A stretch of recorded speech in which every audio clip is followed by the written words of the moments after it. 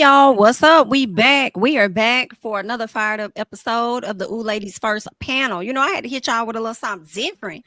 Okay, let's start this thing off right. Get everybody a little cronky. Make sure you guys are liking up that video. Okay.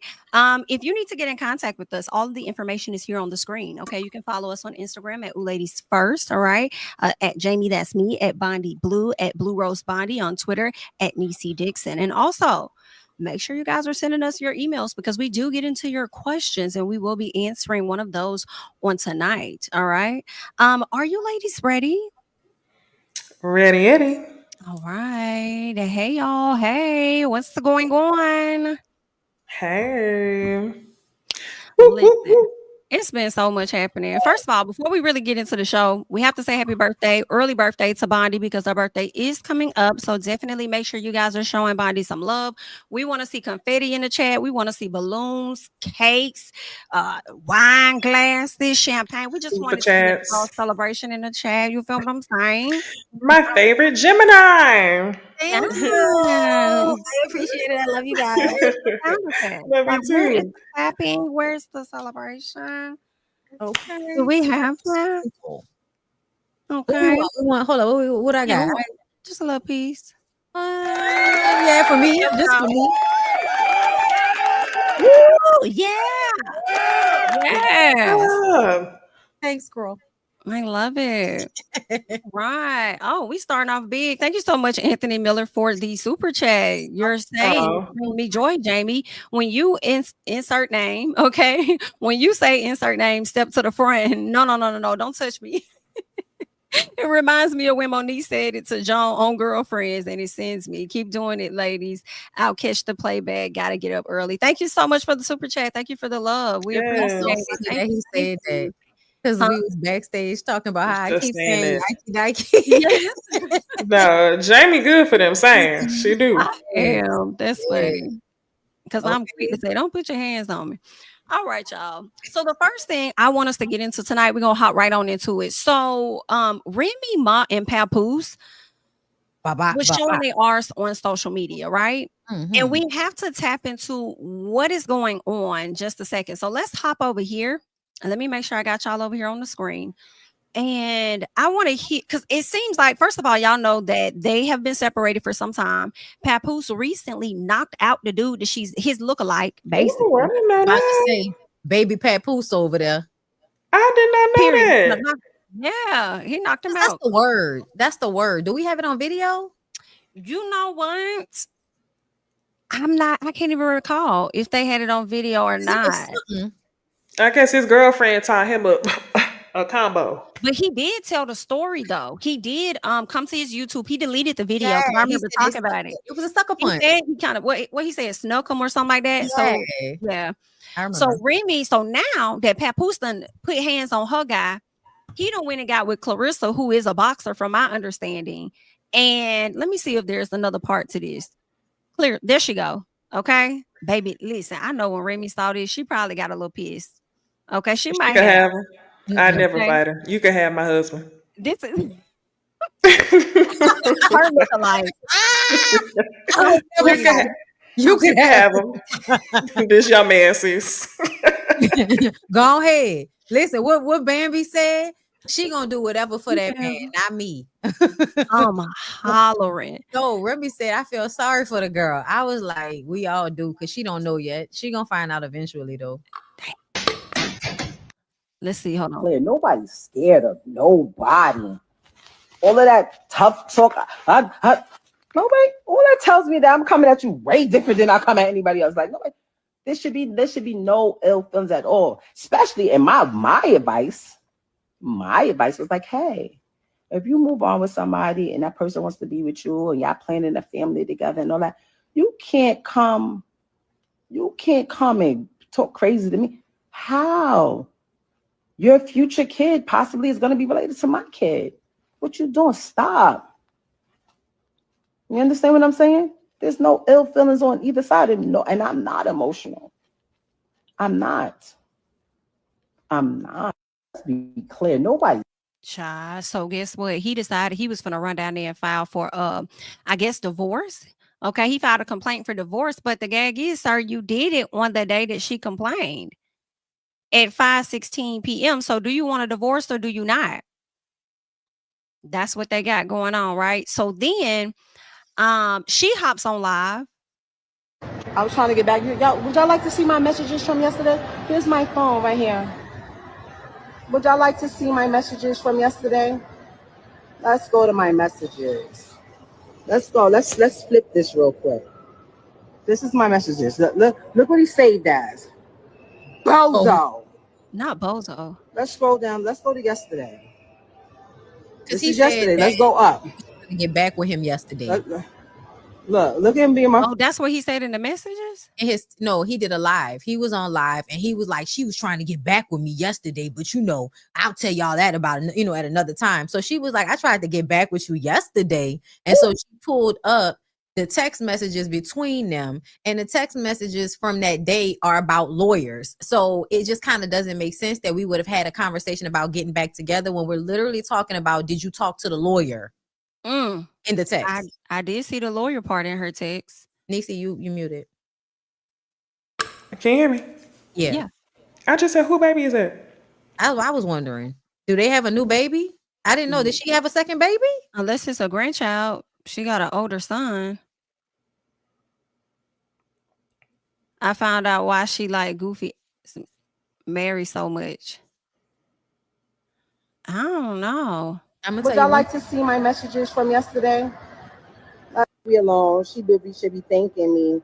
That's it. Everything he got yesterday at 10:59. Can you send me your lawyer's name and number? Just call my lawyer again. Like I told you, you have not retained or paid her. Tell Clarence to pay it. He will do it. I'm on hold. We'll be speaking to my lawyer shortly. I have no clue who that is. Spoke to my lawyer. We are meeting Saturday. Then we'll be ready for mediation. My lawyer just spoke to the person you said was your lawyer, and she stated she still hasn't been retained and that she'll reach out to you. I'm tired of y'all playing public image games with me, and I'm being the bigger person, not playing back. I tried to be nice, but you played in my face. Garbage day is tomorrow, which is today. All things not belonging to me and my daughter will be on the curb tonight. I've been storing it for over 6 months. That's over 2. I spoke to my attorney again. She did not speak to your attorney since her and I spoke. We are meeting Saturday, which is the soonest her schedule allows. Be alone. She should be thanking me. After that, say what, Bondy? She showed the clothes that she has packed up in some nice Amazon plastic bag. She said she separated it real nice. She put hats in this bag. She showed it on her live. Like, it's a whole bunch of clothes like that's just sitting somewhere in her house that she's like, he don't want to come and get it. The thing that was killer for me, y'all, I was watching some of the live. The girl said that he was taking 20%. And she was tired of him taking 20% as a manager, and she's still paying all the bills in the household. What girl? Remy. Remy. Oh, who? Pat was taking 20% from her? Yes. Oh. He was taking 20% off of hers like a manager. And she said she was tired of that because he not really helping her get no gigs. She getting gigs off of being herself. And she's paying all the bills at the house. She was tired of that. On top of that, he's on her insurance. And in Jersey, you can't take a motherfucker off your insurance while y'all going through the divorce. So he's still on her insurance as he travels around with the girlfriend and all of that. It is very, very, and she talks about how much work she did to make it seem like he was doing a lot of shit, like buying her own car as a push gift and saying that he gave it to her. And she talks so much of that going on, Lord. Girl, listen. Because she's a pick me, like she not pick me in the pick me way, pick me please, sir, not like that. It's more of a male centered, y'all know how it is. I gotta make him feel good. His ego and his image out in the we got is always more important than hers. And she said she was tired of doing that. And I said that's because that's what we keep telling y'all all the time. That shit is unsustainable. Like, because you're doing too much work. You're doing way too much work, bitch. Like, you making the money and pretending that he making the money and he cheating on you and acting like he not cheating on you. You know why she did it. So she still say he cheated first? She still say, I mean, even fucking Kaya, who can't stand Remy or nobody else has came out and said at one point that he did her dirty. I think she said in one of them blog comments. She said, what she said, don't nobody believe that a nigga didn't cheat for 8 years because it's not believable. She was like, already, she said, I already knew it was sustainable. Right. Not even for a woman. Not If you be in jail for 8 years, I'm cheating. Everybody cheating. That's crazy. For him to even act like that, to me, it sounds like he really, I think he was playing a long game. I think he knew he was getting a pat on the back from doing that. He's a hype man, kind of like how Safari was with Nicki Minaj. They're a hype man. They gonna buck you up and all of that, but really it's because they riding your coattails. And to me, you could tell because that's what he did with the Clarissa girl. Y'all boxing together, you performing at her matches and shit. Y'all just, how long y'all been together? And already she's kind of bringing you in on her career, and you really don't have anywhere else to be. Like it's just. It's just showing a pattern of behavior. I'll say it like that. Oh, Lord. Hold on. Let me see. Stop playing with me. Every time you say something, I'm a bomb you. Shall I scroll back to when you was in Africa and people was wishing they got their shots? After that, we will be ready to proceed. This is crazy. I'm trying to see what they lives said, too. But they've been going back and forth. Baby, when they was on live at the same time, I was like, oh, what happened? Listen. But let me tell y'all this. So I bring it to her attention that I found out that she's sleeping with the lame. They said, yo, Pat, this nigga out here telling niggas he fucking your wife. I said, word. Mind you, it's not the first time she cheated. You know what I mean? I continued the marriage because I live by my wedding vow. I try to live by my wedding vows. Richer for poor, sicker for health, sickness and health, you know what I'm saying? Better for worse and death to us part. So you try to work through things. She said, I think we should do therapy. I said, okay. Even though I'm private and I don't like to speak to people about my personal business, that was a very, very difficult thing for me to do. So when we go to therapy, the therapist says, do y'all want to get a divorce or do y'all want to work it out? Me and her both said we want to work it out. I'm going to be honest. Because honestly, I didn't want to not live under the same roof as my 5-year-old. Because I told Rem back then, before I even clipped him, I said, when I catch son, I'm putting him down. I'm putting him down. He violated, you know what I'm saying? And what I noticed, when I found out, I noticed that every time me and her stepped out and made an appearance, he'd go post on his gram, do little sucker shit. He'll go make a post on his story about us. So I'm watching this. Mind you, y'all, why? I'm not saying nothing the whole time. I know this nigga sleeping with my wife, but I ain't saying nothing. A couple days go by, things a little peaceful around the crib. Me, her, and my daughter, we all sleep in the same room. We go to bed. I'm saying it's bedtime. We sleep together in the same bed every night. As we sleeping in the bed, I fall asleep. My daughter's in the middle of us. So it's 2 beds in our room now at this time because she started doing weird things around the crib or whatever. So me, her, and my daughter in the same bed. It's another bed over there. Oh my God. Wake up. It's just me and my daughter in the bed. So I get up. I see her in the other bed. So I go over to the other bed. And as I go to the other bed, I notice that her phone is on. When I pick up the phone, I see the lame on the phone. You know what I'm saying? I said, okay. She on the phone with the lame. So after that, I woke her up. Hey, what's going on? This is what you doing in here? This is what we doing? She started lying again, fabricating, this, that, and the third. Long story short, she kept cheating with the lame. I finds out she got an apartment 40 minutes away from our crib where she lays up with the lame, leaves and says she's going to work, leaves, say she's going to do this and do that, but she goes to the crib. I've been there. I can actually give y'all the address. So she got this. She got another crib, and shout out to I don't even want to put this nigga under the bus, man. But this another individual who was married and got a crib not too far from the home of his family. But I ain't gonna put him out there. But let me tell y'all this. So I bring it to her attention that I found out that she's sleeping with the lame. They say, yo, Pat, this nigga out here telling niggas So we playing the audio, y'all, of the lame admitting to blackmailing her. He's admitting it. Yeah, man. So far, she saying she fucked with me. I believe her. You know what I'm saying? So I'm gonna go with that. But You're right, though. That anything happen? Oh, that shit gonna be 3 months, nigga. I don't know for how long it is. I got pictures, the texts, the videos of it. That shit gonna blow whatever I say is gonna go. I'm talking about where I'm saying that news of cheating and all of that shit go anytime. It don't matter if it's a week or whatever. Like, the only reason why it's sparking is because you do all these shit. All right, so y'all heard that. And again, we're gonna play her.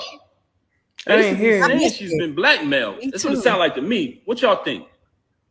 Yeah, she would have been over. He would have been over. You put me in a predicament, so I had to still kind of be cool with the nigga to make sure he don't go all the way back and I'm not getting dragged on both sides by Team Papoose and Team Fuck this nigga. Oh, You didn't give a fuck. You didn't fucking care. That is not true. Talking to this nigga. That is not true. I would have been stopped talking to this nigga. So you telling me What's that supposed to prove? you got a lame running around here bragging, oh, I'm fucking his wife, oh, the whole shit, right? You got a lame who came in front of me, shook my hand, and which is total disrespect as a man. You sleep with my wife, it is what it is. She chose that. She's an adult. That's not why I knocked you out. I knocked you out because you shook my hand. So we playing the audio, y'all, of the lame admitting to blackmailing her. that lady said, Clarissa, baby, grab your duffel bag and boxing gloves and head on out. This man's still in love with Remy. Let's get to Remy. Shots to go to Africa. It was pills. No, we heard that part. How do I know? I wanted to hear the other part from her live when she was sipping on that pina colada. What are y'all thoughts? I feel like Remy definitely was where the money resided because the fact that he said that she had got another apartment. Yeah. And why did y'all have 2 different beds in one room? Yeah, that's what I was thinking too. Oh my. Like, it's just, You know, he was telling the story. The story was so dragged out and so long. Like, honestly, I thought he was gonna say he woke up and looked over and the nigga was in the bed in the room with them. Because I was like, oh, like, okay, what's going on? Okay, he's setting it up. He's setting it up. And he said she on the phone with the lamp. What are we supposed to do with that? listen, that's why you can't be out here inflating these niggas' image in public, because as soon as it's time to tell the truth, they're gonna use everything you help build, all the lies that you help build, they're gonna use that shit against you. Because to me, I feel like if we just look at the situations, okay, y'all could say, oh, Remy cheat. I don't care about all of that, because to me, them people didn't want to be together anyway. So he got a new girlfriend. She got a lame ass boyfriend. That just lets me know she still has a bad picker. And that means if she has a bad picker with this new dude, she had a bad picker with your ass too. Like, so you talking about how bad he is just means you, and then that's not even a point. What kind of grown ass man wants to have a conversation about whose dick is bigger in this situation? And that's basically what he went to. Oh, she with an old lame ass nigga. Look at how this nigga playing her.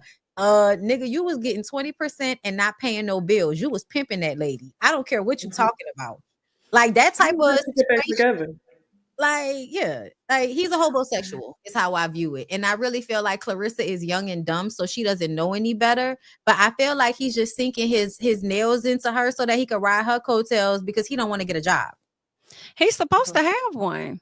Where? He works for he's supposed to be an executive of this place called TuneCore. It's like a music distribution company or something. Yeah, I heard about TuneCore. Okay, that's good. That's really good. I don't know if he's still there, but I thought he was supposed to have a. I mean, if you making money on that end with a job and then getting the 20% off of her, like I would be mad as hell too. Like, why are you not? Why would it always come on her? But you know what it is though? I feel like it was her guilt of her feeling like, oh, he held me down when I went to prison, whatever the case is. Yeah, he got a platform now that I come out. He held me down, so now I'm gonna hold him down. But that don't mean you don't do SHI. Yes, and then she gave him the baby, and then now things have changed because she's tired of carrying the weight. At this point. That shit is it's unsustainable when you decide you want to pack that nigga on your back like a backpack your whole life. You can't keep that up no matter how much the girls think they strong. Pack lights. Like Erykah Badu. Okay. Ooh, girl, I know sometimes it's hard. Okay. Sometimes it's hard. Oh, when someone hurts you so bad inside, you can't deny it. You can't fight Okay. it. So Okay. listen, you better breathe. Okay. Eventually, that shit gonna get too heavy. Now it's too heavy, but that's what I'm saying. That's how narcissism works. Mm-hmm. When you with a man who works so hard to have a good image, you start to believe that his image is what he says it is, right? So then that's what she's doing, protecting his image. So then the minute she wake up and be like, nah, let me tell y'all about him. Now you on trial to defend your own experience because what he has accomplished is retaining his image this whole time. Even so far as to hold you down while you was in prison. So now she's on trial against herself. People have to be like, is it what she says it is? Because he held her down for 8 years. So yeah, hate it for her. And you don't hate it for it too much, because anytime somebody said Bill Cosby, R. Kelly, or somebody did something to them, you was right there to be the one. I don't know, bitch. I don't know if you telling the truth about what you said happened to you. And they was just like you was somewhere calling women hoes. Now they in them comments calling you a hoe. They don't know your life. And you didn't know those women life, but you was up there defending them raggedy ass niggas. And I do want to say that somebody said that Clarissa is not young enough to be that naive. Yes, she is. 30 is very much young. Yeah, it is. 30? She's 30. Okay. 30 is young. That's how old I am. It is young, Okay, so and it does. And I feel like it's not even just about being that young. It's also about your experiences. If you have not experienced a man showing up pretending to be the perfect man before, because you've only experienced ain't shit niggas, you don't know that particular brand of monster because you have not met that one. You just meet the niggas that disrespect you outright. You don't meet the ones that know how to Say lie. it. You know what I'm saying? They don't understand. They don't understand. It's two different brands of them. And then you end up looking crazy for saying you don't want to fuck with the one that don't disrespect you outright. It be the quiet ones you gotta watch. Absolutely. And the ones that will hold your hand as they lead you into your event. That nigga just gives, to me, he pushed that black love shit more than Remy did. I feel like he was dragging Remy the whole way. You know, I hate to say this, but I don't know if I want to say that the name, not so much as it overall, but more so the title of Black Love is a sham or scam. It is. Don't Because say it to me. keep hearing and seeing people, sit down on these platforms and advocate for that, and then like we see them divorce shortly after. And it's like, You don't go sit know, on that couch over there. Don't sit down. Don't go on the yeah. Future Wifey And it's podcast. one thing if other people may be like, they may see y'all as like, oh, I'm black love, whatever. That's their opinion. But I feel like when you step into it and really lean into it, I don't know. It's just, it seems like a curse a little bit or something. Okay, so I'm not the only person that thinks Girl, that. of course not. Of course not. I feel like ever since we started to, first of all, if you actually watch Black Love, the show, that shit used to be dysfunctional back then. I remember watching that shit and looking at some of them women like, bitch, are you okay?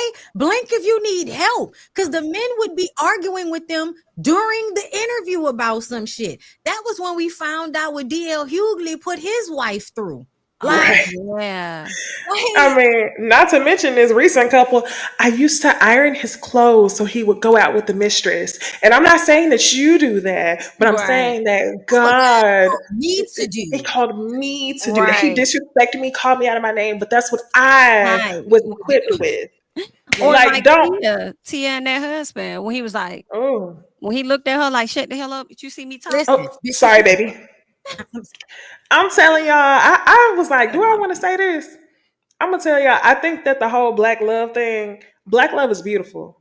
I am a product of black love. I love, black healthy Right. love. That's why I But said it's let's like talk not about the it. overall, but just like the title. Let's talk about it. I feel like so much we need to think about it's layers to it. It's the whole black love thing, but as women, I think that we need to consider that sometimes we can want to uphold black love to a fault to where it's detrimental to self. So I used to look at some black women because black men would always make you think like if a black woman was with a white man, then they not for the black people. But honestly, I Rejection. feel like a lot of the pro-black women, a lot of them be with white men. They do. Mm-hmm. They do. Because I think that they can look at it through separate. We didn't talk about this before, which is a whole nother discussion. Mm-hmm. I feel like somebody else needs to be added to discussion for that. But it's levels to this. It's levels to it. And I'm going to just leave it at that. I'm gonna say this about it. I think that the pro-black movement, especially with women, are smart women, right? So Mm-hmm. it's the women that are gonna go and investigate. They're gonna go and read the books because they care, right? We pro-black, but we also want to be educated. We want to know so we can fight the white supremacists. That's the mindset. When you get involved in that, that's when you start to experience scammy niggas taking advantage of you for that fact. I feel like a lot of pro-black, and this is main one, Afeni Shakur. Watching Afeni Shakur's documentary on Hulu, the Dear Mama documentary, the way that lady went to bat for the Black Panthers, she was a part of it. Then she helped a lot of them niggas get out of jail, but couldn't get herself out, and they all left her there. Baby. They did not come Oh back. my gosh. I never watched that documentary. Go watch I think she had her child in prison, right? Yes. Mm-hmm. Yes. It's, to me, it That was is good. And they had some good men here or there, but for the most part, what I learned from the Black Panther Party is that the women were the ones that were left standing doing the most fighting, and the men, once a lot of them were killed or given jobs by the FBI or jobs by white people, government jobs. That's why everybody had a good government job after that time, because they gave a lot of those niggas government jobs to get them out of being Black Panthers and out of creating their own shit. And Afeni Shakur's story is a specific example of how when women are pro-black and they go up for these men, it just tears the women apart. What ended up happening to her, she was angry. She had a lot of resentment. That's how she got on crack. Because after she had made all of those sacrifices, everybody that she fought to protect left her ass hanging in jail. So yeah, that's, to me, that was one of the real examples of how you saw a lot of pro-black women, because they are in that life, they get taken advantage of a lot. And if they are halfway smart, which is what they're supposed to be, they will eventually unwind their minds from it. Like I feel like I did. I've always been a very pro-black, anti-racism type person, but it's in those spaces that you see how men actually treat the women around them, and you start to realize you niggas ain't worth protecting. Some of y'all, a lot of y'all are not. Some, yeah, a lot, some and a lot, some and a lot. But the thing is, on a less serious note, I understand why some women be like, "Yeah, I'm a date outside my race." I can't do it, yeah. You couldn't date outside your race? It's so hard. I can't do it. I can't do it. Hispanic? No, Maybe. no.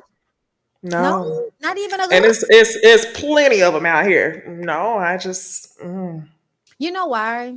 Because it's too, like, we got to make sure, because this is the thing that be happening. If they're not like a fake liberal, meaning that once they get to a certain age, they become Republicans again. If they're not a fake liberal, then they're the type that can be obsessively cool dude or whatever, like around black women, and that can also start to feel like a leech type of thing, like a codependency type thing. Like they love your energy, so they want to keep sucking you of it, but it feels kind of scary. Like, why are you this codependent on me? So yeah, it's a specific type of white boy. I do wonder about like Tika Sumpter and her white man. I wonder. That's cute. That's cute. It's certain ones that you'll be like, okay. But I also feel like, again, few and far in between. Like, Yeah. it's not as many as the ones that are problematic. Well, the ones that are fetishize a black woman, the ones that will date her for the plot, but really can't stand her, and they say little slick shit and they talk to their buddies about it in a certain way, you know? Right. I'm glad Necey started it off saying, black love is beautiful, right? Because I don't want nobody to get the wrong thought, because we know how y'all be, okay? Not y'all, but them. But yeah, it's just what we see, it's just like the label. You promote that black love this, black love that, and then people feel like they've been bamboozled because you guys one didn't keep it real, and then it just doesn't work out. And I'm like, it's okay to be celebrities and then have a private life and relationship. I don't think Angela Bassett and them be talking about their relationship like that, and Courtney Vance. I think people be forgetting they married. They do until They they do. show up somewhere together. You said what? Until they show up somewhere together. Right. Yeah, Right, and then right, we're right. reminded. But that's how you're supposed to keep people out of your fucking business. You ain't supposed to be telling everybody. But you know what it is? Everybody's trying to monetize their relationship. And that's what Papoose and Remy did. They monetized their relationship. Once you get on a reality show that's showcasing all of the good shit, people are gonna feel entitled to the bad shit too. So I feel like that's why you have to be so very careful about it. Yeah, for sure. But see, y'all see, you can turn some, you can, take a little piece of drama and, turn it around. Because I feel like we ended Papoose and Remy on a better note for some people and how they look at relationships and stuff, educate the people a little piece. So I like that. Now, what we also need to do is I want us to decide on who has the best nose, because I feel like we are entering the decade of Brazilian nose lifts. And that is just something I just came up with. Coined it. Because, Lord. yes, Clock because it in the chat. yes, okay. Because the way Bondy talks about like the BBLs and how we constantly were seeing them so much, I'm like, damn, this is Shit giving pissed me off. what Bondy was saying. Like, because every time you look around, somebody's getting a new nose, right? And right now, the biggest star, and we're gonna get into some TikTok girlies, but I want to get into Glorilla and this nose that she decided to go get. And it looks like it was angled down and she got it flipped up. I think it's still swollen. Mm-hmm. And I think we may need to give her some time. It might fit her, but that It may be won't. the issue. Getting a nose that don't fit your face. I'm in It support of won't. get to work, get what you want to get done, but y'all want to see more before we comment on it. Yes. Sure. Okay, let's get into more. All right. So here's another person. I may be a little bit of music playing, so I may mute it at some point. But can y'all see this one? Mm-hmm. She does not need one at all. Let's get into her. I don't even know who that is. And you guys tore me apart. You told me I look like Michael Jackson, a Whoville, and that I ruined my face. Today marks 4 months, and I'm finally ready to show you what is underneath my tape. Okay, so do you remember when I got my cast off? No, you don't, because I never posted the video. 7 days after my surgery, I went to get my cast off, and I never posted the video because I literally thought I was botched. Then I came on TikTok crying, telling you guys I could not show you my nose. What you didn't see was my true reaction and how I looked when I was hiding from the internet. I just posted the full YouTube video where I show you everything. Cast off, the moments I was too scared to share, and the unseen bits you guys have not seen. Month reveal. Here is my nose at 4 months post-op. It looks so different from when I had originally posted it. I still have so many more months until it's done healing, but the cast off video is insane. Now I want to try and get a old before, if I can find one. This is it. That's helpful. This is Full like face, new makeup. a before. What? Totally unnecessary. Totally unnecessary. Let me make sure. Yeah, because she Go just back got some this, more. right? Yeah, let me go. Go back because it's like 4 months ago that she got it. So you got to go back a little bit. 'Cause I went back in her page and it did look completely unnecessary. I was just like, for what though? Let's see where we at with this. Okay, this may be. I want a closer up one. Mm-hmm. Okay, let's do this one. That one right there. Girl, get the fuck. Exactly. Necey, that was what I'm like. Gov, you don't sit your. One thing I do want to call out though. That's terrible that she would do that to herself. One thing that I'm noticing, I've been saying it this whole time. People were pissing me the fuck off because they don't understand natural geometry. In that video you was just showing, her nose took up at least a third of the width of her mouth. Now, because she got the surgery, it's taking up less than a third. Even if it's off by a hair, the shit look weird, especially on black people. On black people, it at least needs to take up the middle third of your mouth. Child, it look better in the dark, but wait, we got more. What I said about them looking good. It look better in the dark. No, it always look better when they have on makeup. When they have on makeup, it looks like a filter. But when they don't Right. have on makeup and they have It's the true scary. dimensions to their face, the shit looks weird. Y'all, I can't get over how they have to break your nose in order for it to look like that. So when she was taking that shit off her nose, I was uncomfortable. It's like they Baby. really be taking the shit and go like when they break the nose so that they can reshape it. They go. Let's get into her.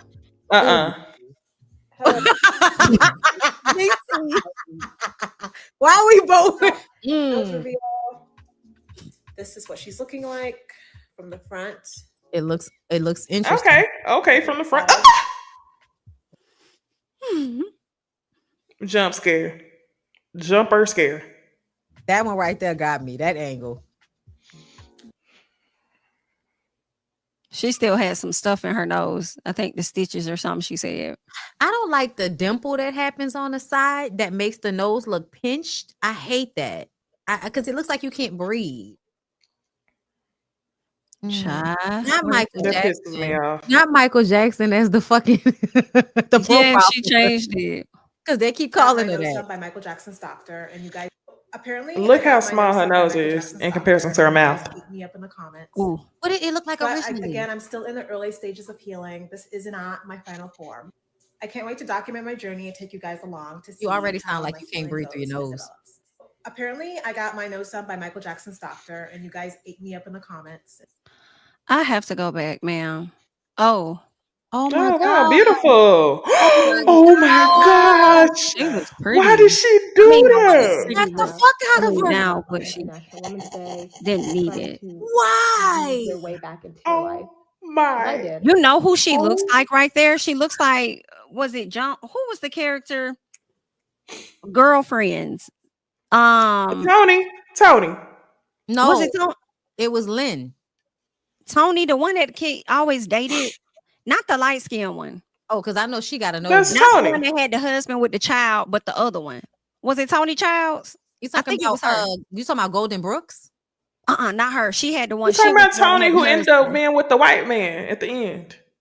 That may be her. Yes. Okay. That's Tony. Yes. Oh, you That's think what she she looks looks like. Yeah. Without Jill the Marie before the Jones. nose. Like Jill Before Marie the Jones. Yeah. child. Okay, we got more. Okay. Not that many more, but we gonna get into it. You can tell it's a part of an aesthetic. It's a part of I look like a chocolate covered white girl aesthetic. Yes, thank you. Thank you, Bonnie. That's exactly what it is. They want to look like they want the Eurocentric features, and the shit look crazy because the things that I feel like make black people look so beautiful are the high cheekbones that you can't really duplicate, that they try to duplicate, the full lips that they try to duplicate. Then you go get this button ass nose that does not complement the cheekbones. It don't complement the width of your eyes. It don't complement the width of your mouth, which is why your mouth look 10 times bigger because your nose is this small. The shit is weird. It needs to be stopped. All right, y'all. Let's check I'm her sad out. for her because she looked beautiful before she did that. She did. I did get a rhinoplasty done 2 months ago, so right now I'm about to do my. You really found a lot of holes. By the way, if you are not subscribed, All right. She got I some saw great somebody with a good one. She looked like Reginae a little bit.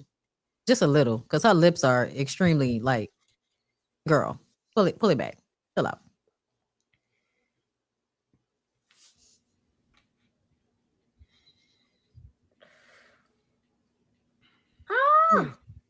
guys, Y'all, you was right, look Necey. at my. So this is it from the front. As you can see, it is very much swollen, but it looks really good. I'm gonna see if I can insert a picture or photo here. That's what because she looked like it is before. a big difference. Like if you see my before, he like brought in my nostrils, and now I have a bridge. This is my nose from the side. As you can see, I have a bridge. He did put in a rib cartilage, so this right here is hard. It can't be pressed down. He put that in, and this is my nose. I have on no makeup right now. Hers don't look as bad. Uncut. So my doctor did tell me to do To me, light massages. she looks weird as fuck with it being pinched on the side and her mouth looking that big. And like that nose fits her face. Mm-hmm. Like I mean, you know, the girls are gonna do what they, but like I said, you got to put on makeup because I want you to show me what that shit look like with no makeup on it. Yes, $4,500. That is it. And when I That say is my top, it. Everybody about to go get their Hers tax don't look as refund. bad as the others to me. No, it doesn't look as bad as the others, but it's still, But it's it's something The a like, reason why hers don't look as bad is because she still retained length. But she just switched this, she added this going swoop instead of hump, and she got the pinch, but I still feel like her width is yes. still pretty much retained, which is the main thing. Okay, I see what you're saying. I still don't like that pinch on the sides, like, but the way when she took the tape off, you could tell it was still healing. Click on one of them ones that look a little further. okay. Further down. Oh no, I'm up. Oh, I mean, she ain't took her like, stuff off. Oh, come on, one of these. boy. Yeah, one of those. Because that don't look bad. No, I don't. But are y'all noticing that it seems like she keeps showing like I'm not getting her face straight. She No, going It's here. like at an angle. angle She in a going sense. here. You Because know she's more why? infatuated with the side part of her nose versus how it looks in the front. Girl, we trying to see your face. But it don't Yeah. look bad But you see is how, what I've seen. you see how her lips look when she leaned to the side, and it just kind of looked like big old fucking lips and that little bitty ass nose. Like it looked like you can't breathe, but your lips been sucked through a cup. You know. Mm-hmm. Right. I mean, I want the girls to be happy. So if y'all happy with that, I'm happy for y'all. But I do feel like every time I see that, I feel like somebody else lost this battle that we fight to not give up our own beauty for somebody else's. Mm-hmm. And you know, I hate to make it sound like that, but that's what it feels like. It's just always like a slight disappointment. Like, damn, they got to you, huh? They made you feel so Yes. bad about your shit, huh? Like, Glow. Possibly. I'll give an alternative. Maybe what maybe she hated it since like since she was younger. but Have you? Because why? people with wider noses, I feel like they get joked on the most. Yeah, yeah, Like that, and I absolutely. think that may have, but then that's still, adds to your point though of like, dang, they got to you. Yeah, like, you know, all of that bullying worked at some point, basically. Mm-hmm. I was talking Mm-hmm. about earlier, my dad had a cauliflower nose, like a big nose. So when I was a kid, he would always pinch my nose because he did not want my nose to be like his nose. So I was made conscious of how he felt about it. Like when I tell you it was a thing, give me your nose, give me your nose. Like always squeezing my fucking nose when I was a child because he did not want my nose to be big like his. And I feel like I used to hate that back then. And now that I'm an adult, I wish somebody would have been like, nigga, if you don't fucking stop, like, stop doing that shit. Like, your nose is fine. Her nose is fine. Everybody's nose is around here. It's fucking fine. Yeah.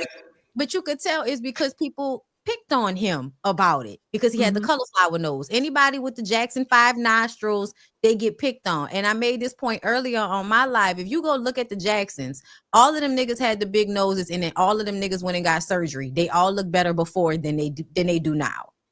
Yeah, they look scary. Mm.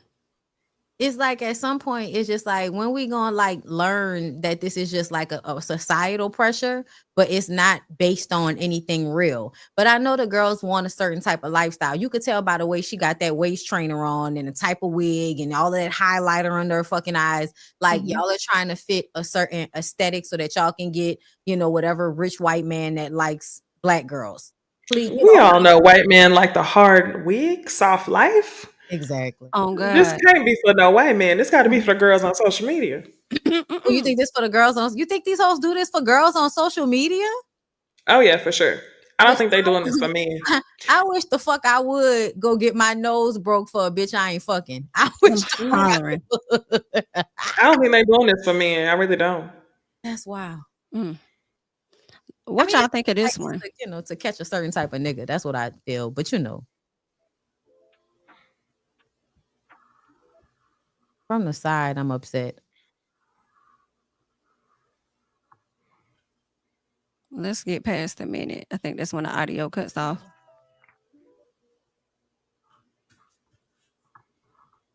Y'all, this them taking off this tape is Oh, making Oh, hell me. no. Oh my gosh. oh, the bridge. She don't like it neither. Oh my gosh. This I is wonder how her. many. I'm in love. Literally, I Why is am it turkey nerd? in Turkey nerd. love.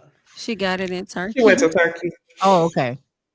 I thought that was the type of nose job, bitch. She's I'm tired. swollen still. She's still swollen. She is. Let me see what you was before. I do not like the after. Why do I feel like they all want do that not like pinched the nose that's like right above a big ass lip? You saw that? The Like, filter. It's the filter. But I also think there needs to be a deep dive into the age of the girls who are getting this done because they all look like they around 26, 27 under. Mm-mm. Nope. Is this the new one? I guess so. She done removed all the old ones. he shouldn't have. I mean, there's some people who won't take a picture without a damn filter. So Honestly, I noticed something. Regular pictures, like not cell phone, regular Mhm. photo pictures look way better than cell phone pictures. Like it's something about they cell do. phone pictures that obscure your look in some type of way. Mhm. But if Yep. somebody would take like a regular Polaroid, you would look so good with no makeup on. That's why, like, when you would see pictures from the 90s and shit back in the day, you like, damn, everybody looks so pretty even with no makeup. Everybody look good. Yes, Mm-hmm. it's because it's something about the cell phones. I'm starting to feel like the camera on your cell phone is bringing out every slight discoloration to make you think you uglier than you are, so that you Mm-hmm. will put filters on, or so that you'll fix it. Because y'all know everything is to make you go spend some money to Right. fix something. You might be on to Lucky, something. I remember they had that law in Texas for like 2 days where you couldn't use filters because it had something to do with like the AI and the face recognition and all that stuff. Lucky they should have kept that shit. They should have Mm. kept that shit. I'm gonna have to stand with the Republicans on this one. Yeah. Ban filters, okay? No, What about this? Oh, go ahead. now, did you see there was one I saw this white girl and she was getting some fast food or some shit, and you know how you move out the camera so the filter go off, and the way she had all of them wrinkles and spots on her face, but when she moved back the way it looked, when I tell y'all, I was just like, yeah, that's how them hoes be catfishing everybody. Oh, damn. Mm-mm. Let's check her. What do y'all think about her? Ooh, I'm nervous already. Ooh, Go I back. was nervous already just because look at how prominent her cheekbones are, her lips Uh-huh. are, the chin. Nope. All right. Let me see what I she's want, I giving. need some more. I need some more because people be making sure to post the shit that look the best, not the shit that look the most accurate. Let's see if she gonna show us here. She also looked like she lost weight. Not indeed money buys happiness. I hate y'all. Shut up. And tell us why neither Kanye West nor Trump seem that happy. Tell us. I think her no. I think she don't. I think It look it good. works. Yeah. It look good. But I also It look feel more like realistic. it does look more That's the real. after? That's the after? Yeah. Oh, it looked different from when she was laying down. I'm gonna tell you though, she also is look, she lost weight and she cleared her skin up. So you did a whole bunch of shit so that you could be, the baddie you've always wanted to be. One girl had a good one. That's a good one though. I'm gonna have to send it. One girl had a good one, but I Oh, feel like wait a hers is minute. good because her nose was already. Click on that. Was she talking? Click on that. Right here. Yeah. Mm. No, look, it's fine. Mm-hmm. But it It doesn't. still look. It looks good because I feel like she had one of those like really soft, cushy noses on her face, Mhm. But I also feel like, when you actually kind of look at it up close, it looks a little off. But I feel like she feels like she's a baddie now. So do your thing, love. I hope you're happy with it. Mm-mm. Well, Most celebrities have at least two. That's true. that's that. Before we move to the next thing that we're about to get into, let me see real quick what the super chat say. Have y'all seen or done the trend asking Chat GPT to read you for Phil? No, Please try it if y'all haven't. So fun and I free. have. I haven't yet. I saw You it know on I have. Threads. Why do I want somebody? People read me every day. I'm Good exhausted night. with being humbled by the world. I don't need that. I sent her to my Instagram. She said I was like, she said I couldn't decide what the fuck I wanted to do between being a mom, a realtor, and a YouTuber, and I was fake bougie.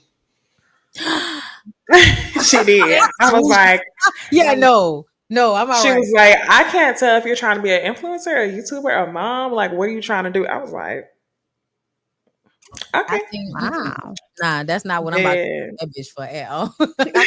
I can use you real people if I want to get told some bullshit about myself. Thank you.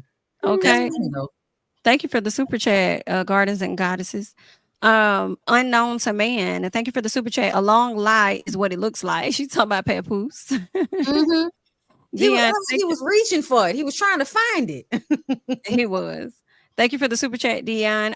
What will these girls look like or when they're my age, 56? They are doing too much and too young. I do agree. Mm-hmm. I do Mm-hmm. agree. Thank you so much for the super Wow. chat.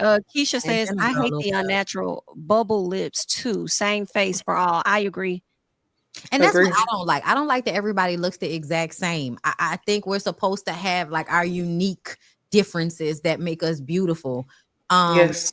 You know, I just, and I get it. I get it. I live in this world too. And I know I'm like one of the, considered like a lucky motherfucker because I ain't got no big ass nose No. like my paw. Oh, But Bondy, I'm so glad you said that because as I'm looking at the screen, I'm looking at all of us and I'm like, are we really the ones that should be talking because we ain't we ain't really had them problems. yeah, So, no. Somebody might have said something to me one time, and I do feel like sometimes when I smile, like this thing happens with my nose right here, like where it just looks kind of crinkled in a way that it doesn't yeah, when I'm not like, this thing right here. I don't know, but it's also because I wear glasses.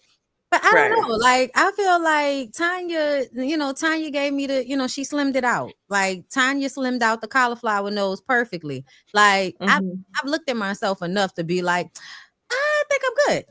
I think I'm good. Oh, exact. And sometimes, like my nose is round, but Mhm. it fits my. Can you Face. imagine if I got a nose small Girl, on you would be the so upset. features? So That's what upset. I'm saying. The features. My eyes are wide, big, Yes. cheeks out here, lips. Like I just don't understand why people are doing this. Your nose fits your face. Yeah. Rock with it. Yes. Well, And I do feel like, I feel like I get it. I feel yeah, like we get it. yeah. I mean, as long as they getting it, as you said, and it was another girl on TikTok that said that too. Like y'all, and she got her nose done. And that may be who you're talking about when she said y'all problem is that y'all are getting noses that don't fit your face. And she said, "Look at Yeah. my nose. I did a good job with mine." I was like, "Oh, but you did." But did you see her nose before though? No, The no. doctor I hard. gotta I see it. just sent it to you on Instagram. Her doctor hardly had to do anything because her nose was already a desirable nose. Like I feel like a lot of the black girls that are getting it done would have already asked for her nose anyway. Mhm. Gotcha. Like, So I was oh, like, like your girl who was on I think this is her right Beauty in here. the Black. The girl who was in Beauty in the Black that when it got that unnecessary nose oh, job. hated And her that. nose was already like a ideal nose. Yeah, this girl. Yeah. Which that's the new one? Yeah. Yeah. Yeah, she looked good. Job is supposed to be undetectable. You got black women, your nose job is supposed to be undetectable. You guys are asking for the wrong noses. You guys are asking for noses that does not fit your face. I am someone who had an ethnic rhinoplasty and you can't even tell. I tried my hardest to not engage in this conversation, but this has to be said. I know there are black women out there who will like a rhinoplasty. So at the end of this video, I am going to show you what I asked for in order to get a nose that may fit your face. This is my That's nose before. before. As you see, it's wider. I did not have a bridge, and those were my two main concerns. I did my research for years, maybe 10 years. And this is me 6-week post-op. Oh, Natural, nice. You good. can't even tell I even did anything. And it has no scar, okay? Then why Zero scar. This picture here was probably like a few days after. Wow. And this was probably like 8 months, I believe. Long story short, please get a nose that fit your face. And here are the tips here. Ask for this. and I think you'll be good. Oh, there it is. I'm gonna Okay. say this. She looks beautiful. So if you can get her doctor, Picture great here. for you. But what I will say is that there's a level of this that feels like you're just trying to obtain some level of perfection that seems slightly unnecessary because there was nothing wrong with her face before to me. She was It very wasn't beautiful. very Like, pretty. and then saying, like, I think it's this thing about wanting a bridge. Why is that like why is that so important for you to want to have a pointy nose? I don't get it. But because it doesn't necessarily always, I'm gonna tell you what it is for me as I've watched those noses as they get older. Halle Berry and Patti LaBelle are my two favorite examples, right? They did have good nose jobs. Patti LaBelle and Halle Berry had really good nose jobs when they first happened, to the point that a lot of people don't even recognize that they had nose jobs. However, as they've gotten older, it's almost as if they had left their noses alone, they would look younger as they've gotten older. Because I think as you get older, your features become a little bit more angular and less full. And so when they go and get that surgery done early, by the time they get to like their 50s, they start to look older than they would have looked. And that's what I've noticed about getting that nose job that's just a little, making you a little bit more pointy, a little bit smaller than you Yeah. were before. But I could Yeah, see, and- get it, like especially like go look up Patti LaBelle before she got her nose job. I can see why she would have went to get it. And I also felt like the time after she got it, she looked great. It was a great nose job. But I still feel like on some level, I don't know why we have to do this. Like it kind of, as a person that looks at the whole picture, it just kind of bothers me that we always feel like we have to be pulling and tucking and changing and just a little bit, but I also want people to do things that make them feel beautiful and make them feel good about themselves. I just don't want it to be like a thing where you feel like you need to constantly be trying to make yourself look like another person. Because a lot of the girls look the same now, and there's no individuality in that. Like Tamar and Nene and the girl from that podcast with Angela Yee, and you know what I'm saying? Like they're so they all have this same face. Child. Well, let's keep going. Anais, I hope I said it right. The irony of this all is always people who look like you who are critiquing you the most. Leave your face alone. Thank you so much for the super chat. And I do agree. It do be us that do a lot to us. Thank you, Deshaun, for the super chat. I'm low key scared for the girls who change their noses if they have children. Yo, I literally was thinking this. The generational insecurity low key scare me. You know what scares me too, and not really me, but them. When a baby be like, "Mama, why your nose like that?" and mine is like this. And daddy nose is like that, but mine is like this. Because even though you get your nose fixed, it don't really fix them genetics. Not at all. And you know what the white people do? They just get their teens nose jobs. The middle class to rich white girls, they get their nose Got it jobs. for her graduation gift. I I can't send her to college with that nose. Or this flat chest. No, we know about white people getting nose jobs as well. That's why we just said that they've been doing them longer and they did them first. Like we know that they have to get them. But yeah, it's definitely not from a hate place. It's more so of a protective. Let's just be clear that we're not always trying to change ourselves to look what's more, appeasing to white eyes, to the white gaze, basically. Right. And thank you, Brandon, for the super chat. Just general support and love for y'all, per usual. And I'm coming, Jamie. Thank you so much. Appreciate that. All right, y'all. So next up, what I want us to get into is this subscriber letter that they sent over. Okay. If I can get it back up here on the screen, give me 1 second. There we go.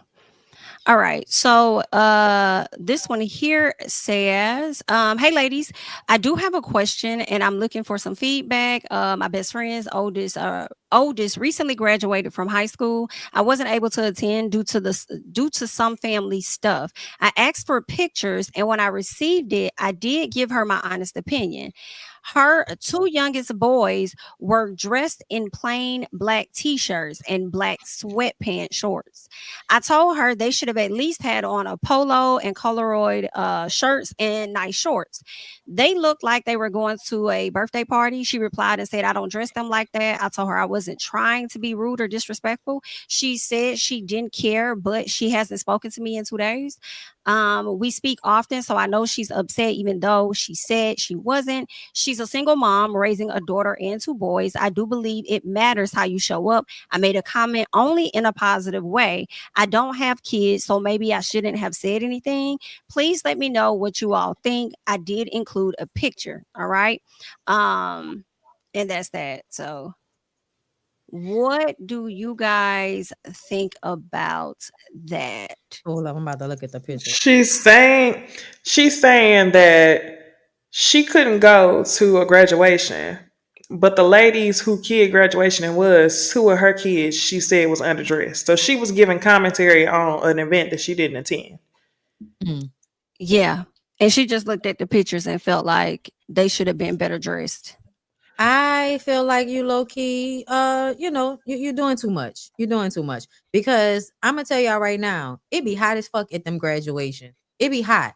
Like when we went to my niece graduation, it was so damn hot. You out there trying to dress in some long sleeve shirt or polo and get it all sweaty and everything because you outside waiting for them to let you into the auditorium and all of that. Listen, the boys had on t-shirt and shorts. It wasn't their graduation. Like they was there. Like they're kids. It's just there. Yeah, they was there and they're kids. It's not that it wasn't their graduation. It'd be different if it was their graduation, but it wasn't. I agree. Yeah, and I'm as a, a single mom, then you as her friend probably know her situation too. So I think she just would have appreciated like a congratulations. Yeah, I don't think that was the time to like nitpick at what her kids really had on. Cause ain't no telling what was going on, right? Or where they were coming from or anything like that. So I think it's kind of understandable if she feel away. But I would say give her a few days, maybe, and then hit her up. But I think the black shirt and black shorts was because them boys was gonna sweat. And that was probably the clothes that they would put on that would not look dirty once that sweat hit. Cause y'all, I'm telling y'all, every time I go to somebody graduation, it's fucking hot.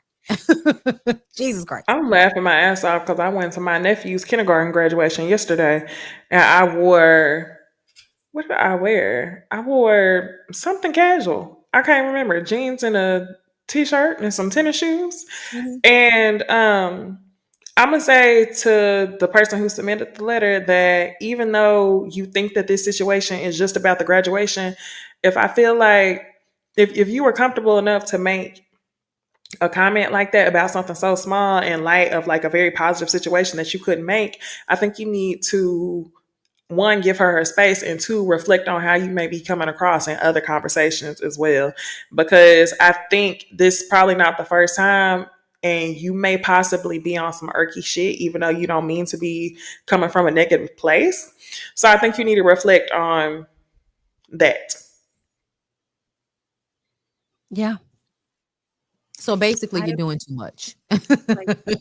Doing too much and not enough since you wasn't at the graduation. So sorry. So sorry. We Okay. appreciate you though. Yeah, we do. Thank you. All right, y'all.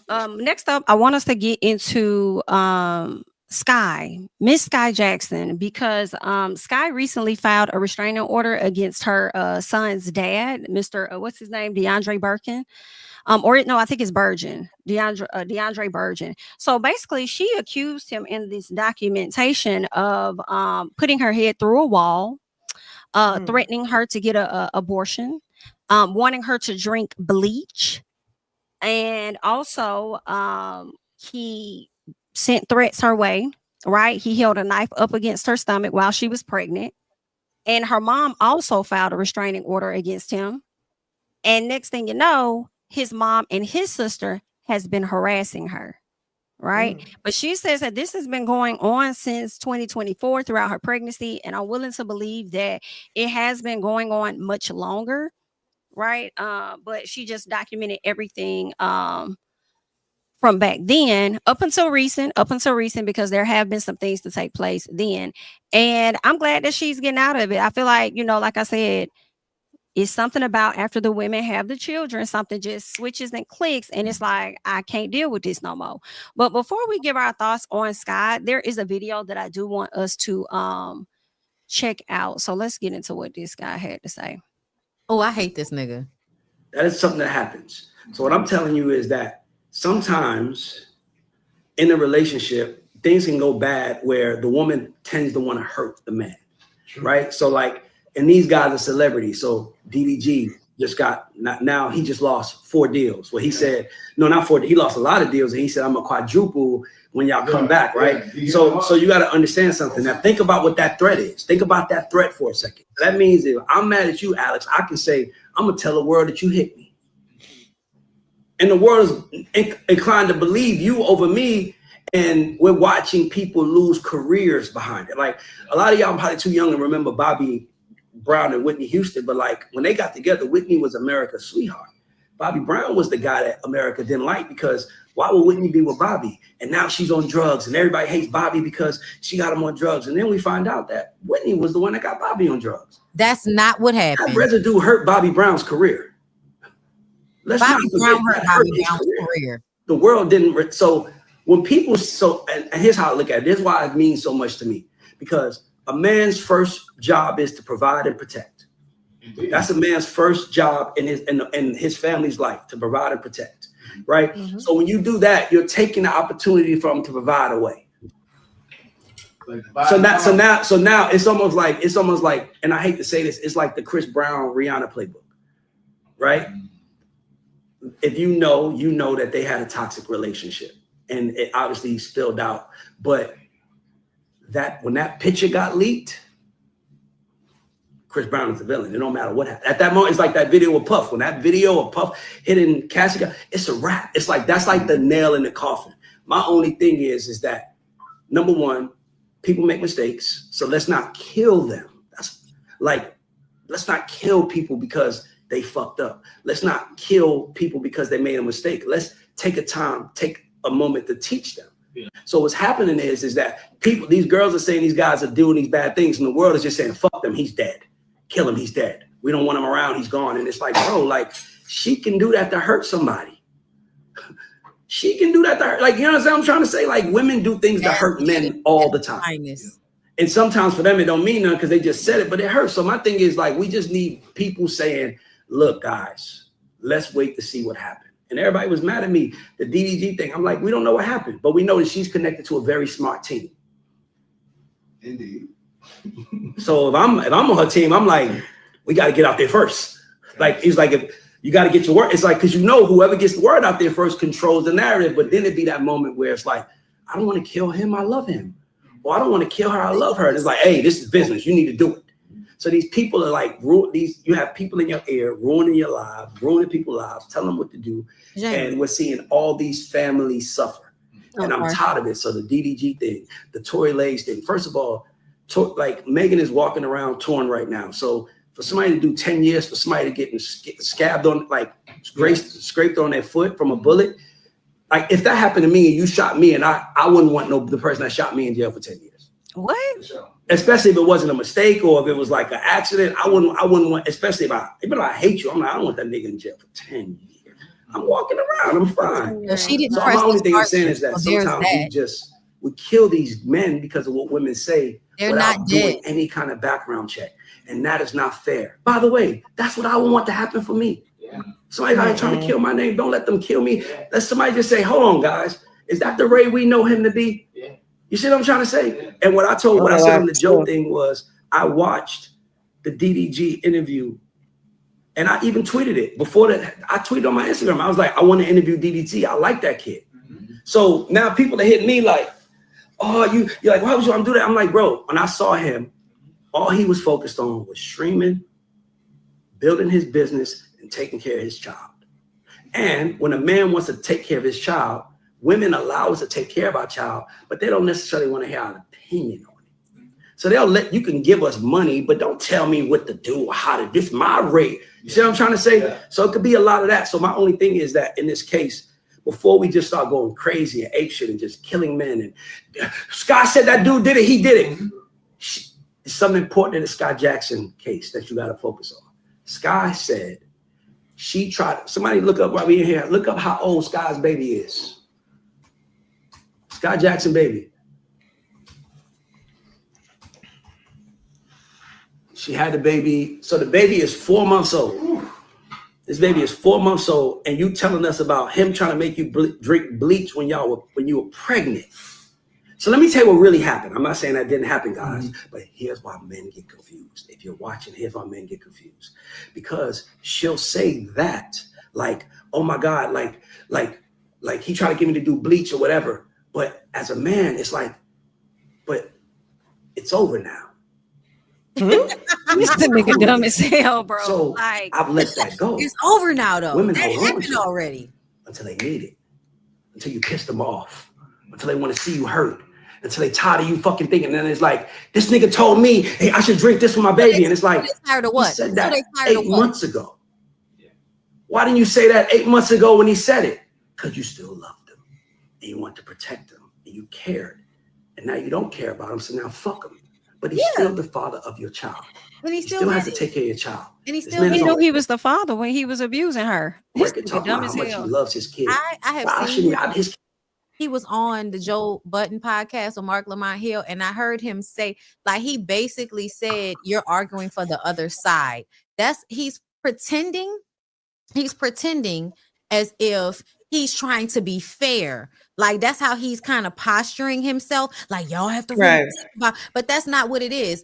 He let it slip out when he was talking to Mark Lamont Hill, talking about you arguing for the other side, when Mark Lamont Hill was making whatever argument that he was making based on the facts of the situation. And you're talking about he's arguing for the other side. So if you have already decided that you're on the side of these men, no matter if they are guilty or not, then there's no point in even having this conversation with you, because we all know what your point here is to do, which is to make allowances for the abuser, because you are projecting. You're making allowances for yourself. You're an abuser and you're trying to get a platform like Kevin Samuels with a whole bunch of other whack ass abusers. If y'all want to let him do that, fine. But he's a record executive. I want to see his track record. I want to see who you worked with, and I want to know if they have some stories about you, because you seem like the type of person that might have. Listen, where the story? It's over. It's over. But he's saying, basically, with that logic, he's saying just because somebody did something to you one time, if you didn't say nothing about it, oh well, it's over. So, at what point are you not allowed to say enough is enough? Right. I really hope he don't have daughters. I really hope he don't have daughters. He would be the worst. I wanted to say, he said something that stuck out to me, and I can't remember what it was. He said a lot. Oh, yeah, I know, because he was going all over the place. But fuck him, simply. Was it the Halle and DDG? Because he just oh, yes. The Halle and DDG, he said her team said, let's get in front of it, and the women control the narrative. But the thing is, Halle's team didn't put out any narrative because she wasn't going on social media to try to prove a point or make him look a certain way. She went to the courts because she had evidence. And then same to Bonnie's point, like she said, Meg Thee Stallion didn't directly press those charges on Tory Lanez. Those charges came from the state. So it's just like, sir, let's stop. If these people were actually innocent, these people wouldn't have proof or anything to come forward with. Plus, it was allegations of him being abusive before we even found out she was pregnant. Actually, the allegation was that she was the one that was abusive, because I think they got into an argument. On the street. She was the one who took the charge, because we talked about it on the show. She was the one who took the charge, and I think she ended up going to jail for a day. So, Skai. Oh, I thought you were talking about Halle. I was like, girl, when that happened? Oh, I'm sorry. Yeah, I was talking about Skai. I got you. But yeah, no, that's happened before. So it's just like, and that thing about Bobby and Whitney, I was like, you are relying on people not to know Bobby's story. But as somebody that loved Whitney Houston and Bobby Brown, I know their fucking story. And Bobby has been doing drugs since he was a teenager. That was not on Whitney. They both came together doing drugs. The difference was when he was ready to quit, she wasn't. Just like when she was ready to be faithful, he wasn't. But their relation, first of all, people did not just dislike him because of the drugs. They disliked Bobby because Bobby was abusing Whitney, cheating on her, and kept going back and forth to jail. Let's be very clear. When we were younger and growing up, every other fucking month, Bobby Brown was going to jail for a DUI. Bobby Brown was going to jail because him and Whitney got in some Not type me of fight. cringing. Huh? Not the Browns having a situation every year. Girl, yes. Like back in the day, like in maybe what, 90, I want to say between, they got married, what, 1994, around that time. By the time we get to 1999 and they do the last tour, they are consistently in the news all the time, not because Whitney's on drugs at that time. It's because Bobby's always getting arrested. Bobby's always driving drunk somewhere. Bobby's all caught cheating somewhere, and he would go to jail, and Whitney would be working in between, getting high and waiting for that nigga to get out of jail and paying for the fees. And then on top of that, when everybody was shitting on Bobby, Whitney was the one that was getting up during all of her speeches where she was getting awards talking about, that's my husband, Bobby Brown. So that's mine right there. All of the memes and shit that comes from all of the times that Whitney was out there protecting that man's image and supporting him, even though he was resenting her because her star overshadowed his. I think that once they got together, she's a bigger artist. He was like the bad boy of R&B and all of that. I think he allowed being in their relationship to curtail him. Like he wasn't focusing on his music the way he was on that first album, because he killed on that first album. The second album was okay, but the first album, the nigga killed. Somebody in the comments said that's how Phaedra showed up because he was having affairs. Yes. Remember, Phaedra was his attorney at some point. Right, but do y'all think that they're trying to say Phaedra was connected to him and that's how she became the attorney, was because she was having an affair with Bobby? Oh, I think that's what they're trying to say. No. I know That's how I'm hollering. I don't know. That's interesting. That is. But as far as I'm talking about career ending, I'm like, and him using that whole drug thing, I'm like, that man benefited greatly off of being connected to Whitney Houston. So don't do that. He's going on to be very successful and relevant till this day. And he always speaks highly of Whitney. He don't really speak badly on her. I think Never. before she died, I think we all know he fucked up in some, like he did her dirty in a lot of capacity. Like you dogged her out and then you left her. And it's true. You was trying to get off the drugs and she wasn't, but you relapsed on the alcohol plenty of times since she's died. So don't act like your drug use or your addiction was because of her. Y'all was just two people that was both addicted that had a toxic relationship. You know what I mean? Like, but you know, at the end of the day, I love them both. I'm really happy that Bobby has continued to perform and be able to do New Edition and all of that. But what he just did just then, that shit right there, that's the type of shit that pissed me off. Cause you then make people that how did Whitney get in it? But it's all these women that go up for they niggas for the longest. And then as soon as everything break down, now they're the worst, even though they spent most of the time uplifting these niggas. I could tell. I mean, I could tell. Well, you know what? My thought was, okay, he talking from a place where he does not have the details and then read, the documents. And then I'm like, well, no, it wouldn't have mattered because that's how he feels. He feels like he has to be a voice for the men because the women unite and all of this other stuff. And then for him to put it on the team, to put it on Hallie's team, to pretty much shield old boy from what it is that he did, that was definitely whack. That girl got video, and I wouldn't mind seeing him exposed just a little bit. You don't go up in nobody's house, because I feel like that's breaking and entering. Okay, she could have got you on a charge. You just coming up in her house, taking a picture of her damn bed, talking about you see what she be on. Like, no, sir. Okay, I'm still not over him talking to the AI version of her, and you sitting up here talking about she the one that. No, first of all, he has always been the one putting shit on social media before she did. And I would like to pat myself on the back for clocking that shit ever since she got pregnant. Every time you turn around, he was putting something out on social media while she was trying to keep everything on the low. Like it wasn't a accident that things kept coming out. Like when he was on live and you see her walking in the background. And that was like the first time we was like, oh, that bitch pregnant. And then, and she kept, remember April Fools, he puts out a sonogram Like, it was just all of these little things that is showcased. She's trying to keep it a secret, and you keep trying to put it out there. That's his MO to go to the public. That's his MO to go to social media first, not hers. Right. She toxic. She was, she was down for that stupid ass nigga. Don't get me wrong. But she was always still, I think, trying to keep things way more private than him to this day. Get the fuck out of here. I Like, think the same thing with Skai. I think, she was I don't know if he was already locked up when they met, but she was aware of like his history already of being like locked up and stuff. And I know there was a situation that happened online to where she tried to come to the front and like, of course, give her thoughts on it and try to like downplay whatever was happening. I can't remember what it was. I think he did something on like a live, IG live or something like that. And this is definitely gonna be a lesson learned for her, because I'm sure your mama tried to tell you the fact that she had to get a restraining order is crazy. Can I tell And you? then he threatened to get your mama killed. Yeah, get far away from him. Long overdue. Angry, redhead, light skinned ass little boy. Listen, I want to tell y'all something though. So What?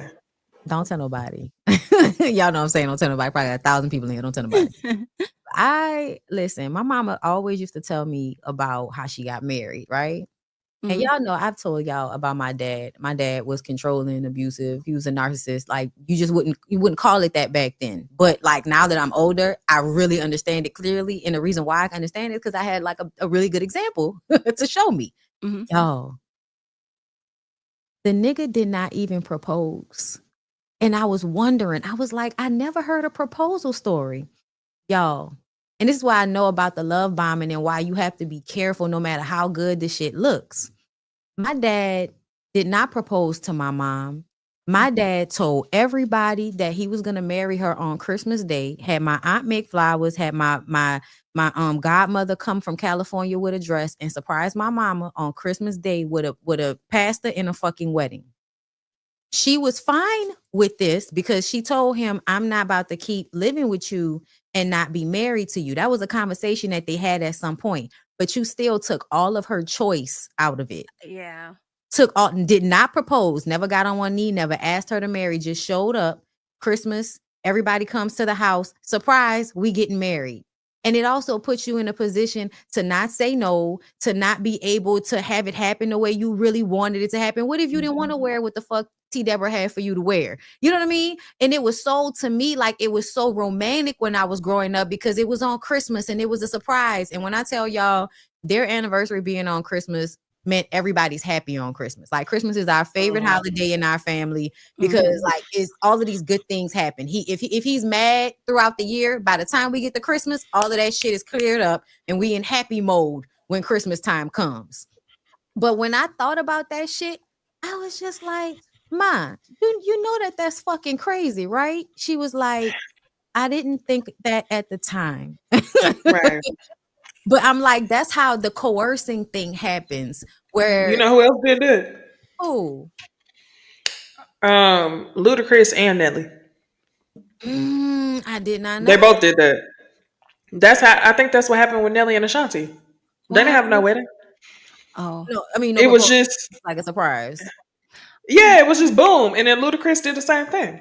I'm telling y'all, I know we think that shit is romantic and all of that. But now that I was there and watched their life and how the control everything all the time to the point of making us fucking sick to some extent.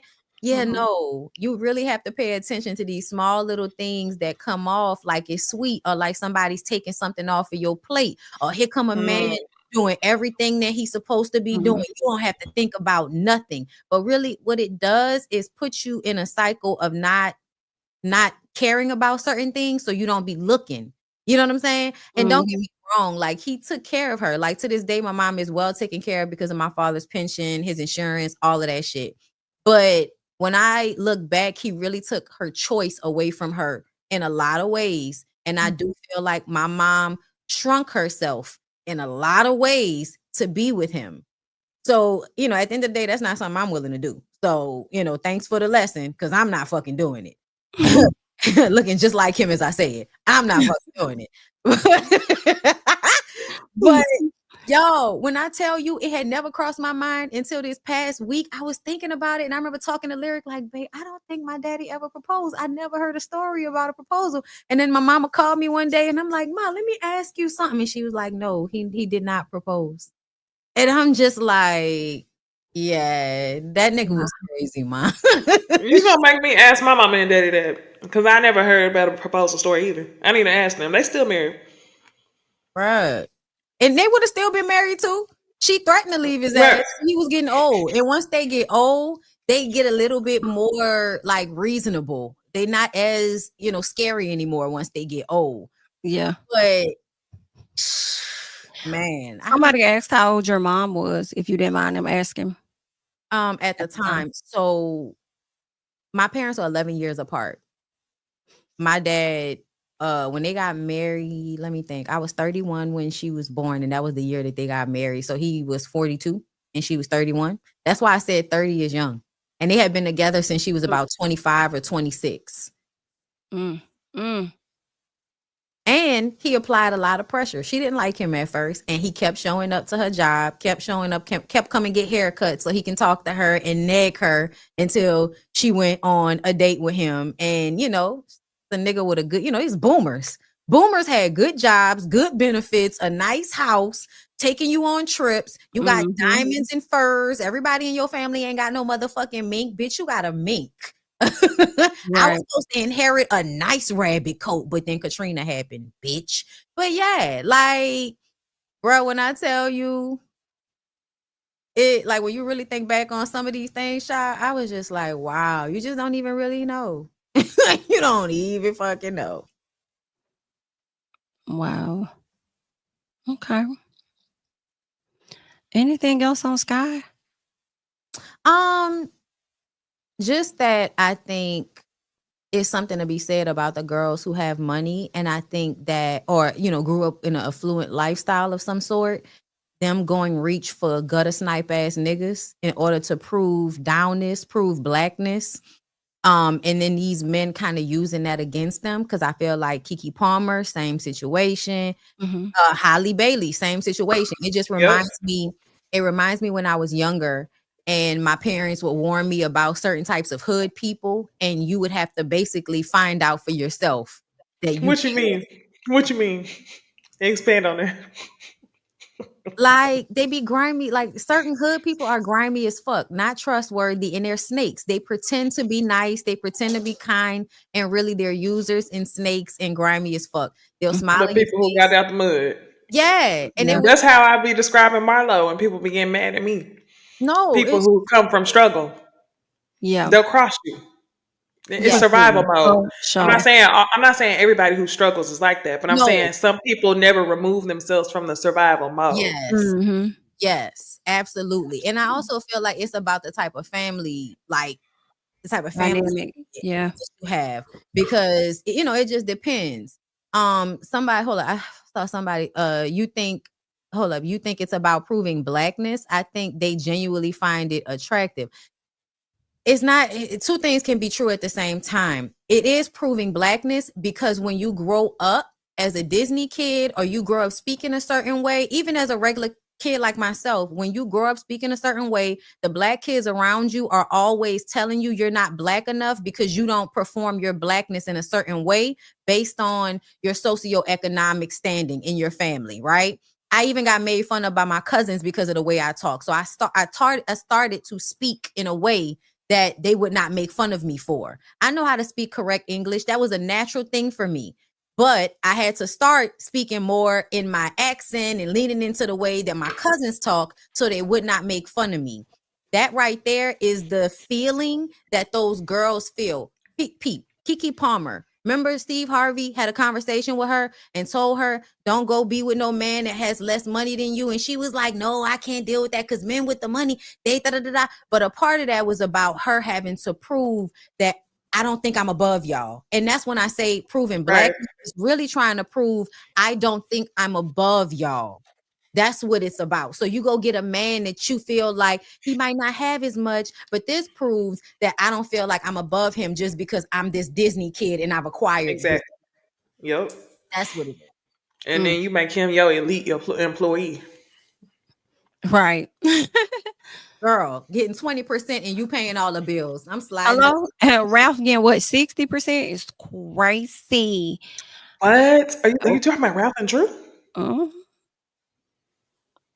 Yeah. Yes, ma'am.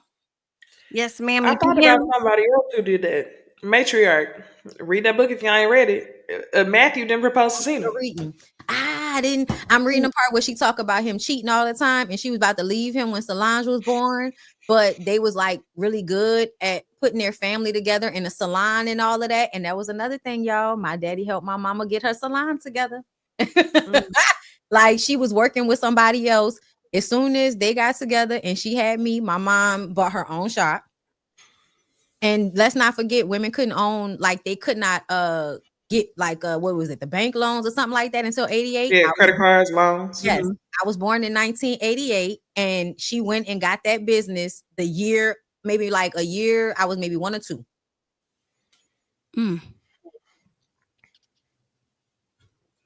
Interesting.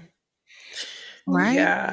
No, it's a lot of shit that not women that long could not ago. do without a husband. No, for real. It was Yeah. a lot of shit you could not do without a husband. And everybody forgets about that because we had the 90s and the 2000s, and so much media has happened in this time frame that we've been able to do it. So people don't remember the time where women could not go and get their own businesses. Even if they could have their own account, they needed a husband to sign off on shit. That's just, child. I'm so glad things have changed. Girl, Oh, thank the Lord. That's crazy. I hate to see where we would be if it was the same. Question. Y'all want to get into Diddy or Real Housewives of Atlanta? Real Housewives of Atlanta. Yeah. Oh, I need a break from talking about these niggas. Oh, girl. Yeah. All right, babe. So let us tap into Real Housewives of Atlanta. What has gone on this episode? Drew got locked out the house by Ralph. All right. He didn't change the security code. He wants her attorney recused from the case. He wants 60% of the LLC that I guess she shut down, and 40% of the new LLC that she went and created. Now, if you ask me, I kind of feel like you're doing her a favor when it comes to the attorney. Just a little bit. I'm like, you need somebody that's just going to, you need someone that's going to be as aggressive in the courtroom as Ralph's attorney is. So I think that he's doing her a favor with that. But I just don't like Ralph, for real. I just think he's whack ultimately. And I just don't like how he be coming on the internet acting like he's so sorry for this and that, and then be showing his ass later. Like, miss me with it, Ralph. What are y'all thoughts on her? Huh? I appreciate the fact that Drew, as much as we all call her a liar, is the only one with a real storyline going on that we're actually seeing. Like, I appreciate her for that, and I feel like she's been bringing that since day one. Since she came on, she has been giving us real life, no matter how it may seem that she kind of rides this line between being an actress and being a real person. I can't stand Ralph, and I feel like this is Drew's fault though. When she was younger back then, but I feel like I need her to age out of this. This needs to be a lesson. I think a lot of times women go through shit like this and they don't learn the lesson. They still like to live in la la land when it comes to men after experiencing something like this. Because she said people who she had dated during her Carlos interview. And when she says she used to date Young Berg and that they're still friends now, I'm like, anytime a woman tells me that they dated Young Berg or they're friends with him, I'm like, how? Something must be wrong with you if you're friends with him, because something's wrong with him. I feel like she may have been desperate as far as the music industry with him making all the hits and stuff. So let me maintain this relationship, this friendship in case he can do a little track for me. But I'll never forget how he played Hazel E. And now Hazel E, you did contribute to that because you was okay with him playing you out just a little bit. I don't know why you was acting so surprised, but pick me. That man is a mess. Girl, I was just talking about how when niggas empty your purse out, it's literally one of the most aggiest things a nigga can do to you. Like, bitch, fetch. Like, pouring everything out your purse. Because I think one of them niggas that we just finished talking about did that shit. But you remember Young Berg did that to old girl. Yeah.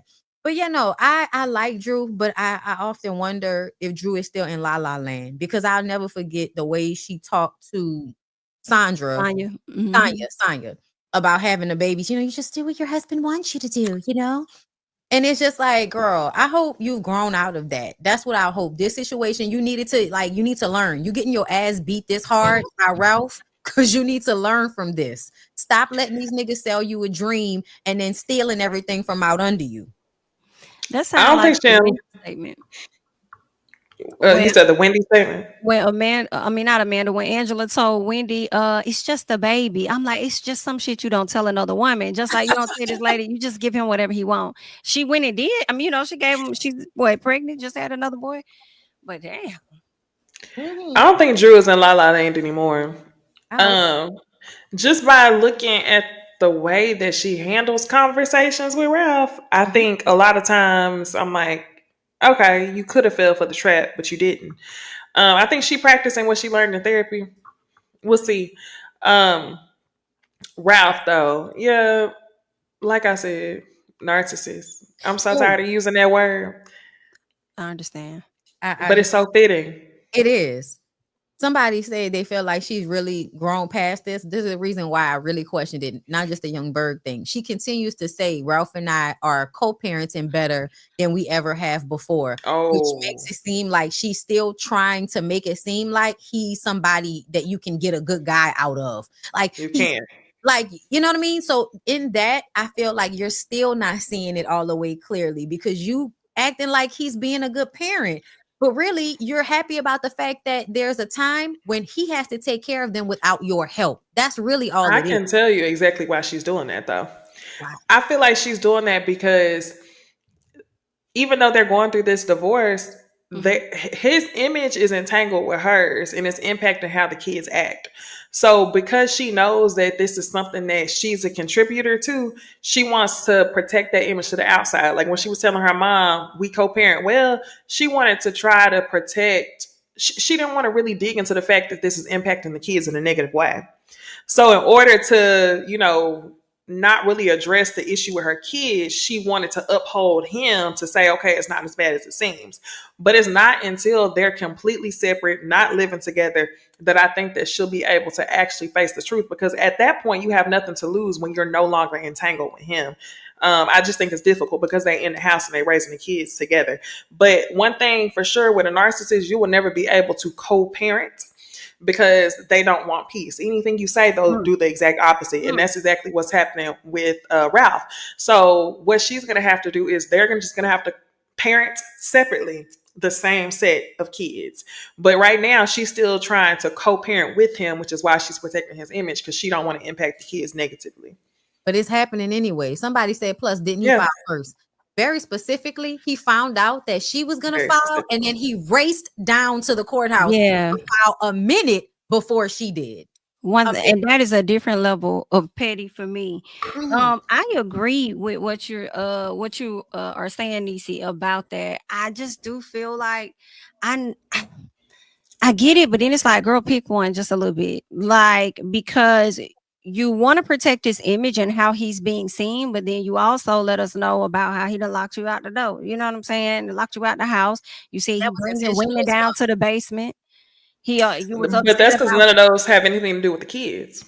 Right. That's why I said I agree with it, but then I'm like, well, pick one, because they're still gonna be privy to all of this information. And another reason why I agree with what you're saying, as far as her still having some love for him as well, is because she was still bothered by the fact that Porsha filmed with him. Shamia and Porsha filmed with him. That's what she was saying in the Carlos interview. Like, to film with my husband, like, we're still married. And I'm like, but you're getting a divorce. Like, I don't think you should.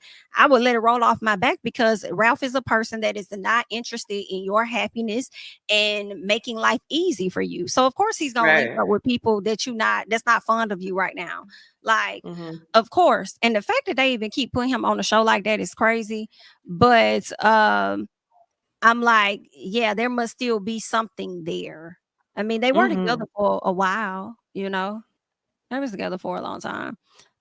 Nothing else happened on Housewives that I could think of aside from Go ahead. No, it's okay. Okay, I was hoping we was gonna address this. Oh I yeah. thought you was gonna go to the next thing. I was like, hold on. Nah, Porsha and Shamia. Porsha and Shamia finally have this sit down. Shamia starts off apologizing, for how things ended up as far as her sharing things with other people, but then also saying that the moral of what I'm getting to is I believe Shamia did sit down with Angela and Drew, as they said, and Pinky sweared and said whatever she said, because she showed me that on this episode when she sat down with Cynthia and confided in Cynthia about what Porsha told her that her mama said. That's not Cynthia's business. And I don't feel like that was Shamia's business for Porsha to come back and tell her that.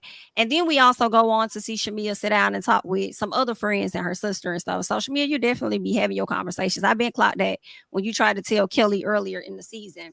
But I was glad that Shamia was able to get some stuff out. I feel like she wasn't fully heard though. The way Porsha was over there clanking them motherfucking utensils, I said, girl, you do not give one damn about what this lady saying to you. The cry, the walk off. Why are you doing this, Shamia? Stop. Why are you just stop, Shamia? I can't. Girl. The return to go box. I said, wow. Well, I'm sorry that we can't get to the bottom. Well, you weren't saying anything, so I thought you were ready to go. That was insane. I said, ooh. I ain't gonna lie, y'all. I was Team Porsha this episode. Oh, do tell. I was Team Porsha. I could see it. What you mean? Ooh, no, I can see why you would say. I can see it from Portia's standpoint, bitch. Yeah. Why would you? First of all, why are you telling everybody else but me? Another thing, why are you dragging and bringing up shit we've already resolved? Now, listen, so I get it. I get where Portia's coming from, but in real life, Porsha is doing shit currently in front of the other women in order for them to actually question Shamia about what's going on. But the only thing she did was say, "Are you sure that's you? That sounds like Drew." And part of me is wondering, like, was that slight shade? Like, is Shamia on the show acting? It was shade. No, but I mean, like, is it an insider that maybe we don't understand? Like, have they had conversations about Drew's music? And maybe Porsha was like, this is weird that now you do it. Like, it could have been something like that. So I have to question if Shamia is coming onto the show authentically herself, because the thing is, you should have had this conversation with Porsha if you didn't have the conversation with everybody else. So I understand also going through some shit and then somebody come to you talking about, oh, well, Porsha, I wish you would have came to me. Well, bitch, you went to everybody else. Shamia, one thing for sure, I done told y'all multiple times, I'm triggered by people who need they need voices of many to encourage them. They need backup. And the thing is, if that's your best friend, you should have been had these conversations with her instead of going to everybody else. Now you saying, oh, because Porsha heard that you said something about her to everybody else, Porsha should have came to you. What the fuck? So not only that, if you also her best friend and you know she got shit going on, why the fuck are you adding to this? So I will say this though. I don't feel bad for Porsha's situation because, listen, when Porsha got with that man, you knew the odds. You knew what risk it was going to be getting with that lady husband and then trying to make him your baby stepdaddy real quick. So it's kind of like, Porsha, I don't feel bad for you when it comes to that. But in terms of the friendship, I don't feel bad for Shamia either, because say it with your chest. Now you on the show crying. No, I want the Porsha that's off screen. Shamia, I want the Shamia that's off screen. Say it to Porsha's face if y'all are friends. So I feel like we kind of getting this whole woe is me. It's like, I would like to get to know Shamia outside of her crying behind Porsha every 2 seconds on the episode. The only thing about, I agree. That's why I said I could see it. But I also feel like what I'm seeing with Shamia and Porsha is that Shamia is doing what she's always done in their relationship, which is placate Porsha's feelings, because Porsha be acting like a narc. Like, Porsha can't hear anything bad about herself. She can't take any accountability. She's low-key like a dodo bird, like, for real. What I mean by that is she thinks of herself only. Like in her mind, it's like me, la la la, me, la la la. And if it's not about her, then she don't give a fuck. And that's what I'm really picking up. I feel like what we're seeing with them is somebody that you can't talk to, because when you do talk to them, they blow it out of proportion and act like whatever you said is worse than what you actually said. So I'm just not a good friend. So I'm just never a good friend. Like, no, I bitch. can also see that. I'm talking about this right here that I just need you to, like, what's up with that? The way she apologized, though, the way she was like, okay, so what can we do about this? What can I do? Got it. Check. All of that. That is I still want access to you, even though I don't give a fuck about your feelings or really apologizing to you, but I still want access to you. So I'm going to tell you what you need to hear so you can get over it, so that I can continue to use you, because I'm going to need somebody now that I'm going through what I'm going through. That's what I'm seeing with Porsha. But I also see the standpoint of how she could be like, why you doing this for the camera, Shamia? Why you doing this for the camera? But also, bitch, you need to do something for the camera, because you ain't giving us nothing else. Besides talk about Drew. Besides, I had a few things. Oh, we need to talk about Angela Oakley and that husband at some point, but go ahead. We will. I had to jot down a few things to say. First, I felt like Porsha, when Shamia said something in the confessional about Porsha questioning her, and I'm like, Porsha didn't really question you. It made me think that you said more to Angela and Drew, and your energy is up because you're wondering exactly what the fuck did they tell Porsha. She nervous. Yeah, that's what I'm thinking. And then when it came to the table sit down with Drew and that's Drew. I think that Porsha wanted those two to have a issue. She wanted that. She wanted, because she already knows how Shamia may feel about Drew's singing voice, even though she thinks she can sing. Yeah. Oh, right. She wanted them to have some back and forth and for Shamia to say something. That's what I was going to say about the music thing. Why she brought up Drew. You forget Dennis was playing all of Drew's music for Porsha. And Porsha liked it. Liked all of it, but then got on the show and switched up. And who else said that? Shamia said that too. I feel like another cast member may have said that, but she got on the show and she switched up. Another thing about, what else did Porsha do aside from saying that, Drew was the song that was Drew? Well, if y'all notice, when they would link up on their own, it actually would be awkward. Like it would kind of be off a bit. So they've already had an issue really before the show. And when Shamia went with her to the little arcade or whatever, she was trying to, talk to her, find out like what's up, like what's going on with you and Simon.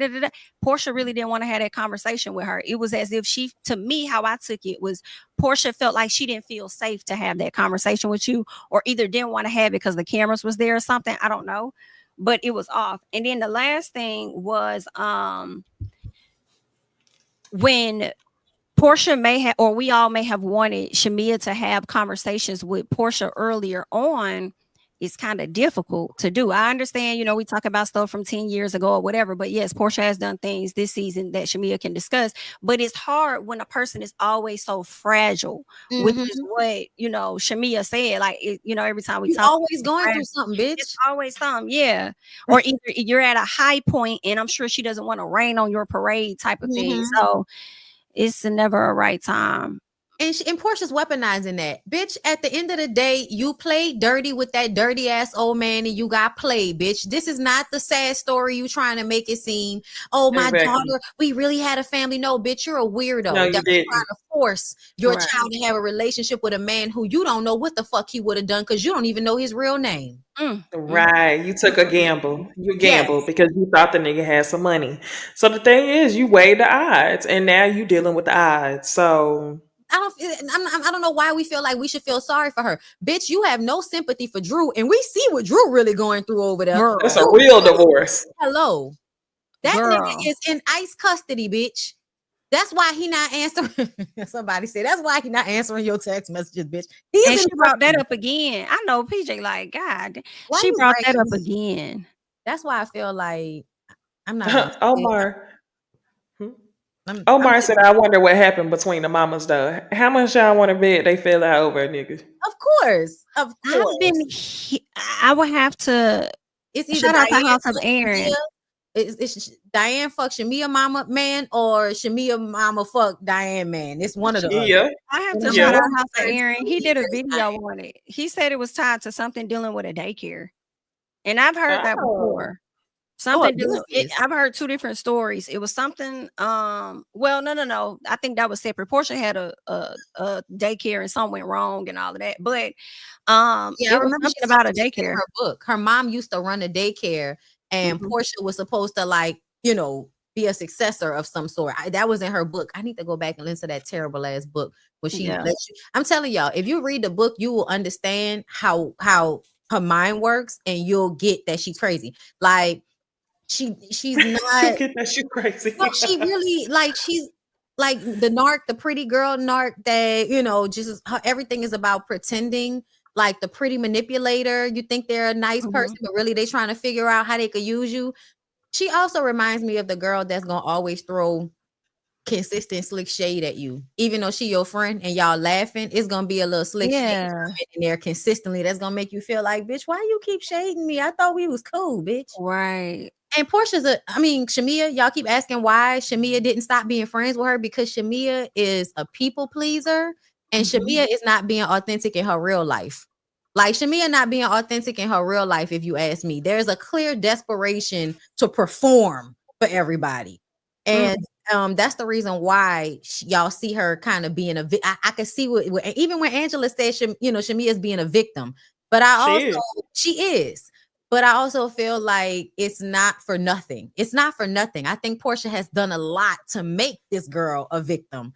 But at the same time, it's like, bitch, you the same type of hoe on some level, because you be cool with all of the whole fucked up ass shit that Porsha do until she doing it to you. Then you all upset about it. That's why don't nobody really feel that bad for you, all that crying and shit. Bitch, you a grown ass woman. However, Go ahead. Porsha made a point about how you wouldn't make that good of a housewife because your husband not gonna be on the show. And I feel like that's funny because, bitch, you not making that good of a housewife neither because your husband not on the show.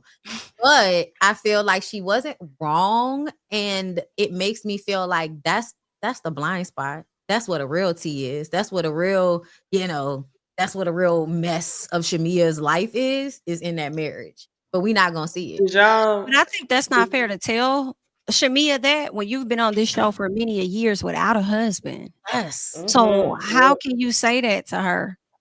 Because you hating. You just don't want her to be an equal housewife because you want to be the star of the show. You want to be in the middle of the Destiny's Child poster. At the end of the day, you want to be the Beyonce, bitch. Did y'all hear the after show when Shamia says she'll leave the show? For Porsha to have her thing, because this has always been Portia's thing.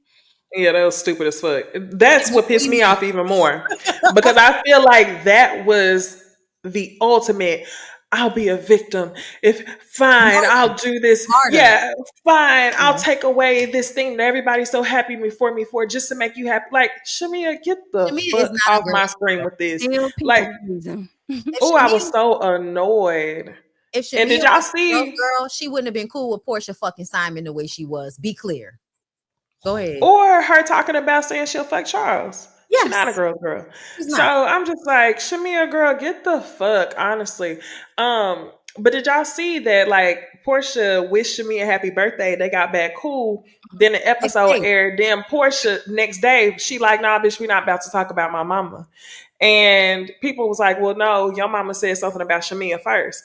So that whole birthday post was so performative because Shamia barely said boo about Porsha mama, and you was all ready to go scrap behind it. Yeah, y'all ain't cool. What your mom did to my mom was egregious. Like, what? What that got to do with me, bitch? Your mama said you can't trust me, and I'm always fighting everybody on your behalf. Ooh, you know what I just thought about Bondy? Who Diane making me think of? Ooh. Leslie, Sherry, Dana, Anna. Who? Oh, Beyond the Gate. Beyond the Gate. Oh, yeah, because they will listen. The projection is crazy. Like, why are you putting off on your daughter the dynamic of the friendship you had with somebody else's mama? Like, that's not cool. But I get our parents are gonna let us know because they always know that ain't the right person for you, or that ain't the, that ain't your friend, right? But for you to take that back to that person. She was using that. She was using that to try to like emotionally manipulate Shamia. And that's what I mean when I said like this is obviously a pattern where Shamia is scared low key to say whatever she really wants to say to Porsha because she don't want to make Porsha mad. Oh, can I add? And because Porsha also tea. That's another thing. Because people have already told her, and it's giving people pleasing again, and she don't want to prove those people to be right. Just a bit. Like, nah, I'm gonna hang on in this.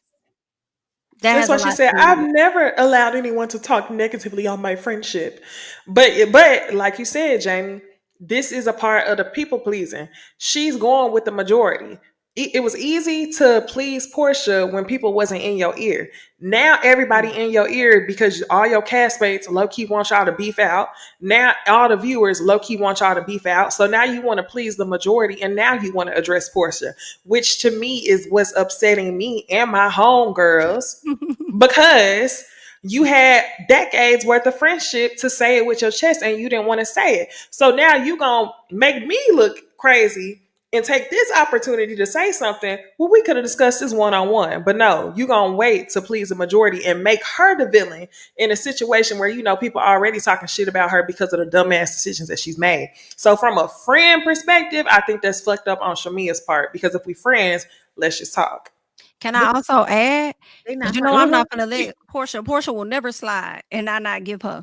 Please. Because Porsha actually gave Shamia the same energy she gave to Drew. So at some point she had to know that she was gonna come up on camera because of the dynamic of how they film. Like something they ain't even like. I feel like we've been seeing Shamia with like Kelly more. You see more of a connection with Porsha and Cynthia than you see those two. So I feel like the producers were gonna see that. They were gonna have to have this conversation, and you had pretty much been avoiding her and you were trying to play for the cameras, but it really showed when they was at that arcade and she wanted you to open up and you was not trying to do that with her for real.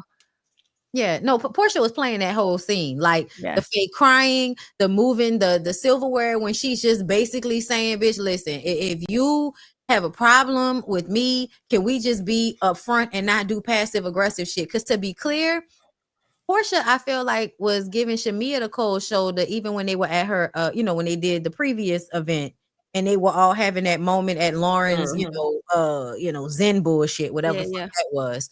But yeah, I just hit my head. Because I'm clocking Lauren. I've been clocking Lauren. Everybody has learned that they should just deal with Porsha to get what they can get out of the situation. But what I don't like is everybody acting like Shamia stayed friends with Porsha to get on this show because it wasn't necessary. Nah. But another clock. Shamia talking to Cynthia. I texted my mom and I was like, I just feel overwhelming sadness. Will you please pray for me? Bitch, let's start here. That's not overwhelming sadness you feel. That's anxiety because your ass has been running your mouth to all the girls and you know everybody got to meet up in one room. So don't make it seem like it's just some vibe and you don't know where it's coming. I feel overwhelming sadness. Nah, bitch, that's anxiety because you about to get caught up because you was talking to everybody else instead of talking to your friend. I was mad that she kept like I think these other ladies just don't understand how friendship works. Girl, fuck you. Everybody know how friendship work, and it's not how you and Portia's friendship working. And Cynthia sitting up there bucking her ass up, talking about I want a friendship. I want a Shamia and Porsha friendship. You had one, bitch. It was with Lanithia, and she used to play the fuck out of you every chance she got. And it's another thing they talked about to date. Being different in private than they are on the show to date. Being different in private than they are on the show. And I don't know if y'all have ever experienced having a friend that is nicer to you when it's just the two of y'all, but as soon as y'all be around somebody else, they start saying little slick shit or throwing comments out to try to shade you, and you like, nah, bitch, would you have said that shit to me if we was in private? Like, why you trying to act up because we around some fucking body? Like, to me, I low-key feel like Porsha is the type to be sitting there hating on you, and then she just kind of waiting for the moment to say some little slick shit to rain on your parade. And I think that's what she was doing with that song. She knows Shamia can sing, because, and you know Shamia's voice. When Shamia brought your no singing ass to the basketball game. Yep. Flatlining. To sing on the flatline. Terrible. So to me, if This girl has been singing long enough to be bringing you to tag along with her, even though your ass can't sing. It makes me feel like you've always been jealous of the fact that she can sing and you can't. Don't forget, that's the reason why she ended up at R. Kelly's house, because Porsha thought she could sing for the longest. Oh yeah, y'all. That's what I mean when I say delusional. Yes, she's so fucking delusional. You can't sing, but because you're pretty, you've convinced yourself that you could have been a singer. That's how you ended up at R. Kelly's house, bitch. Just being completely delusional with yourself. Child, and you know who I have to look at? They're standing right behind her. But anyway, Who? her mom. Oh, okay. Yes, miss, do whatever you got to do to find a man with money to come and take care of us. That girl She told had him a large pizza pizza on his white comforter. She was eating a large pizza. Cordell was mad. Let me tell you, that's how you know that nigga was gay. I'm sorry. Like, I hate to say it like that, but that's how you know that nigga was gay. Bitch, not on my nice duvet. Like, Cordell was hot. Like fire. Thank you for the super chat, Deshaun. Lemon pepper wings and fucking pizza on my white duvet. Can you believe this bitch? Yes. That's how you know that Cordell was into his patterns and his fabrics. Okay. I ain't mad. Leave that man alone. Okay, but that's another thing. Like, that's another stereotype. Like how some gay niggas will get with like the very beautiful women that they wish that they look like, and they find out they're vapid and empty on the inside, and then they hate them. That's what Porsha and Cordell give, like a beard that you hated. Damn. I low-key felt Porsha moving that silverware was a physical intimidation tactic. Oh, interesting. Because y'all know how she be threatening to kick everybody ass, but I don't think so. I think it was just to interrupt her speaking. It was just to interrupt her speaking. Something tells me that them hoes didn't fought enough for you to like don't do that. Because bitch, we gonna be tussling. Don't do that. All right, I'm gonna run through these real quick. I bet Porsha and Shamia haven't been close for a minute. They haven't. Simone didn't care about Simon didn't care about Fallon's boys, and he was with her longer. I don't feel sorry now one bit for Porsha. Was Porsha telling Simon to call Fallon kids? Ooh. Porsha was late to Shamia's birthday and first scene. True, that is something else that she did, and Shamia blew it off to not be, just like whatever. Shamia sharing her frustrations about her friend is not the same as dragging her. Porsha let someone perpetrate a rumor of Shamia being unfaithful, not going to her wedding, and then the current day, and then I heard that Porsha didn't show up to one of them babies' baby shower. Not sure friend. When Drew didn't argue with Porsha at Shamia's party, she was off the show. Also, I agree with what Angela said about Shamia and Porsha on the after show. Selena from Bring It also said JJ surprised her with a wedding. That's how I knew his funny looking tail was a narcissist too. Oh wow, I didn't know that. You, them country niggas must all have the same playbook. I get that girls like bad boys, but to be so successful and get tied down with these losers is a bad idea. Maybe their parents didn't teach them game. Absolutely not. Absolutely not. The AI argument was hella weird. Bondy was right. So women are supposed to take abuse and shut up? Yes. Basically. Oh, okay. Gabby Janice. All right. Okay. Yes. I've heard of a run-on sentence, but I've never heard on a run-on statement. Get to the point, sir. Different topics in one statement. Crazy. We already know. Oh, wait, was it Papoose or the other dude? Look, it was the Ray. Skai. Yeah. Talking in circles. Talking in circles. Hey y'all, not this ignoramus is saying a man's job is to provide and protect, but all of the men he mentioned have shown that women need protection from them. Exactly. All those women were providing. All of those women were providing. DDG wasn't paying for shit as far as what Haley said. Right. True. Men like this enrage me, and the pygmishas that support them. All these men have a pattern of abuse, but everyone should ignore it. It happened in the past, baby. Whole time they're still alive with a career. Right, because he kept saying Kill That him. shit was pissing me off. And I hate when niggas do that. Like, stop using language to make it seem like telling the truth about abusive men who could possibly kill these women. Like, that they're being killed because the truth's being told about them. And the babies. And Remember that. Because they all like to abuse these women once they get pregnant. And I think that these are the examples, the statistics that talk about how women are the most vulnerable when they're pregnant. Because that's the time when niggas want to kill you and beat your ass and all of that is during pregnancy. Yeah, there are stats to show that is like highly likely that happens. And then we see it in these celebrities and everybody acts like it's not a part of the greater issue that happens with everyday people too. But it is. And there's that. Necey, it was a large pepperoni pizza. Large pepperoni pizza. And Necey is spot on about Shamia and her personality profile. She was telling her business in front of the mix of company and it backfired on her. Ooh. Exactly. Thank you so much for the super chat. I know because I've been in those shoes too many times. So that's why I'm like, nah, I got y'all on this one. People don't want to say it with their chest to me. So it's like, if I did you wrong, let's talk about it. But if you go run your mouth, hold on, let's start. Right. Let's start. But agree that you not Porsha and you can't talk to Porsha because Porsha think that she looked special for baby hair. So yeah, like we can talk to you. We can't talk to her. Anything else on Housewives? Oh, Angela Oakley. Oh, I'm sorry. Yes, Angela. I don't care what nobody talking about. That nigga Charles is exhausting. And if women want to spend the latter years of their life having minuscule arguments with a nigga that won't even say he love you on camera, yeah, I can't. That's too exhausting for me. Like, I get it. He cook, he clean and all of that. But that relationship looks like just in a moment exhausting. Yeah, it just seems like he always has an issue with everything. He lives to be in opposition. And I just think that would be so damn frustrating in the long run. Like, damn. But when they start talking about the women in New York, he ain't had nothing to say. It was just shrug shoulder. So, and I hate way. Go ahead. She said, "Can I hold my own?" He said, "With a female." Yeah, I didn't like that shit neither. With a female. And then she was like, "Have my back, Charles." He said, "I could stand behind you."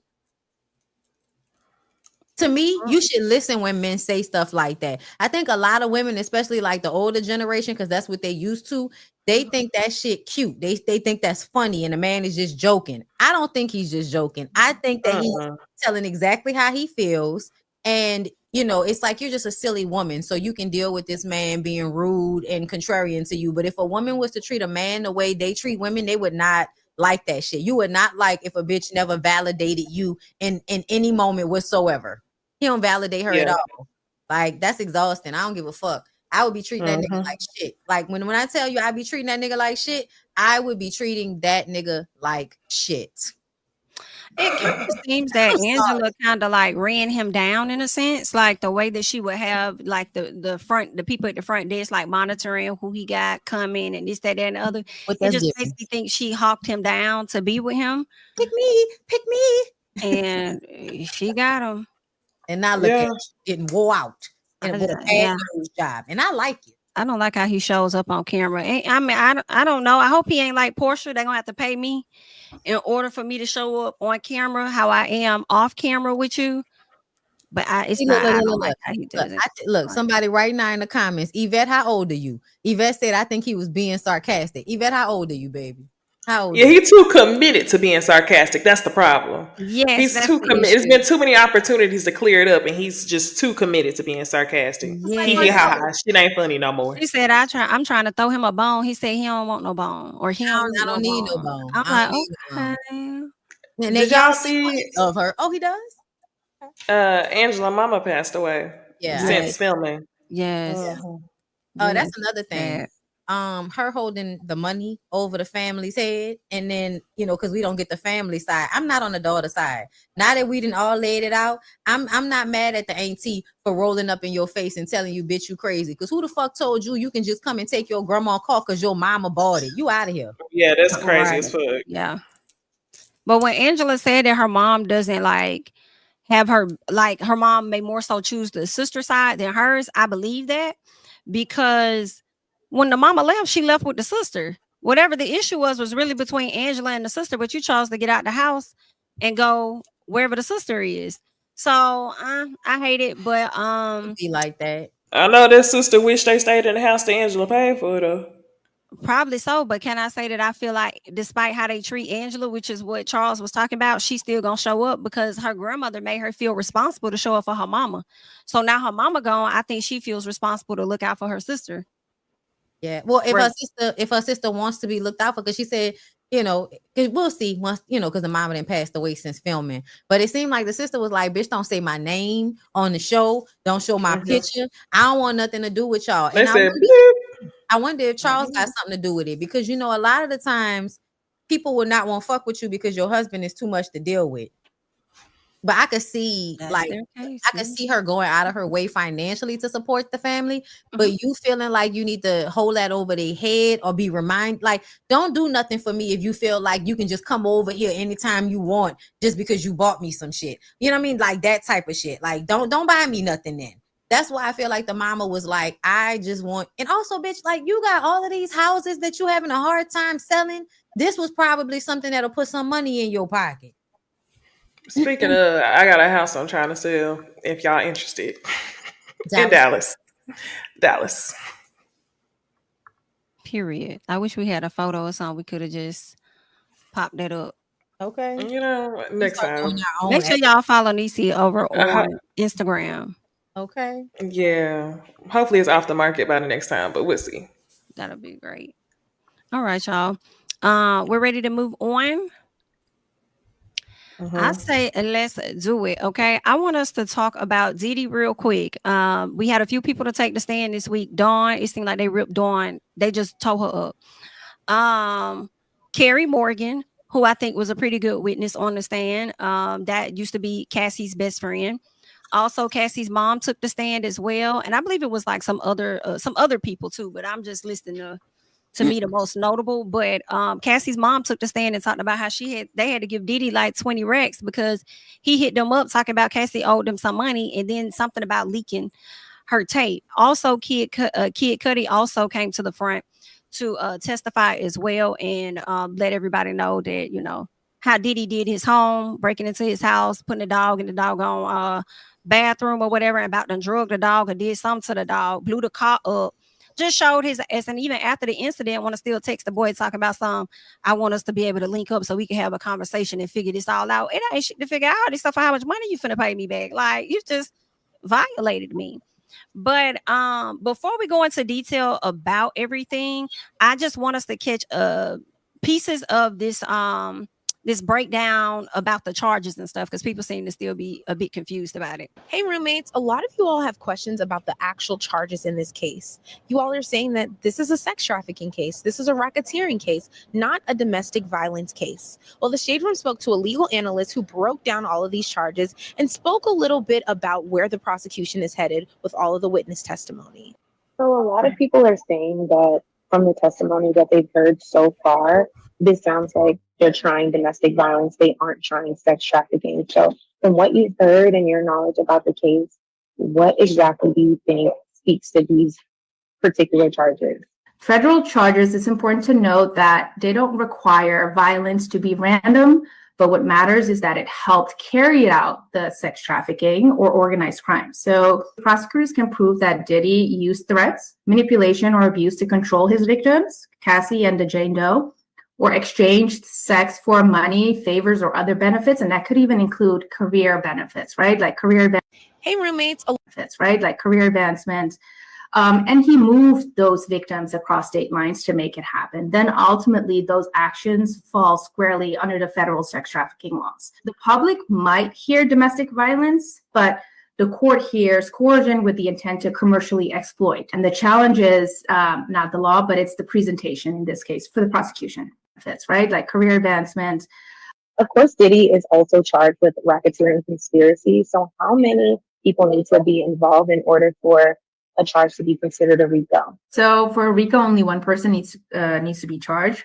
but the prosecutors will have to show that that person was part of a group or enterprise involved. So in Diddy's case, the key question would be whether there's evidence that he was part of a network of committing a pattern of crimes, not just him acting alone, right? So his staff would be very important if they were helping him, aid him in these criminal activities, if he was using his businesses to kind of mask what was going on. Could charges be brought onto his staff?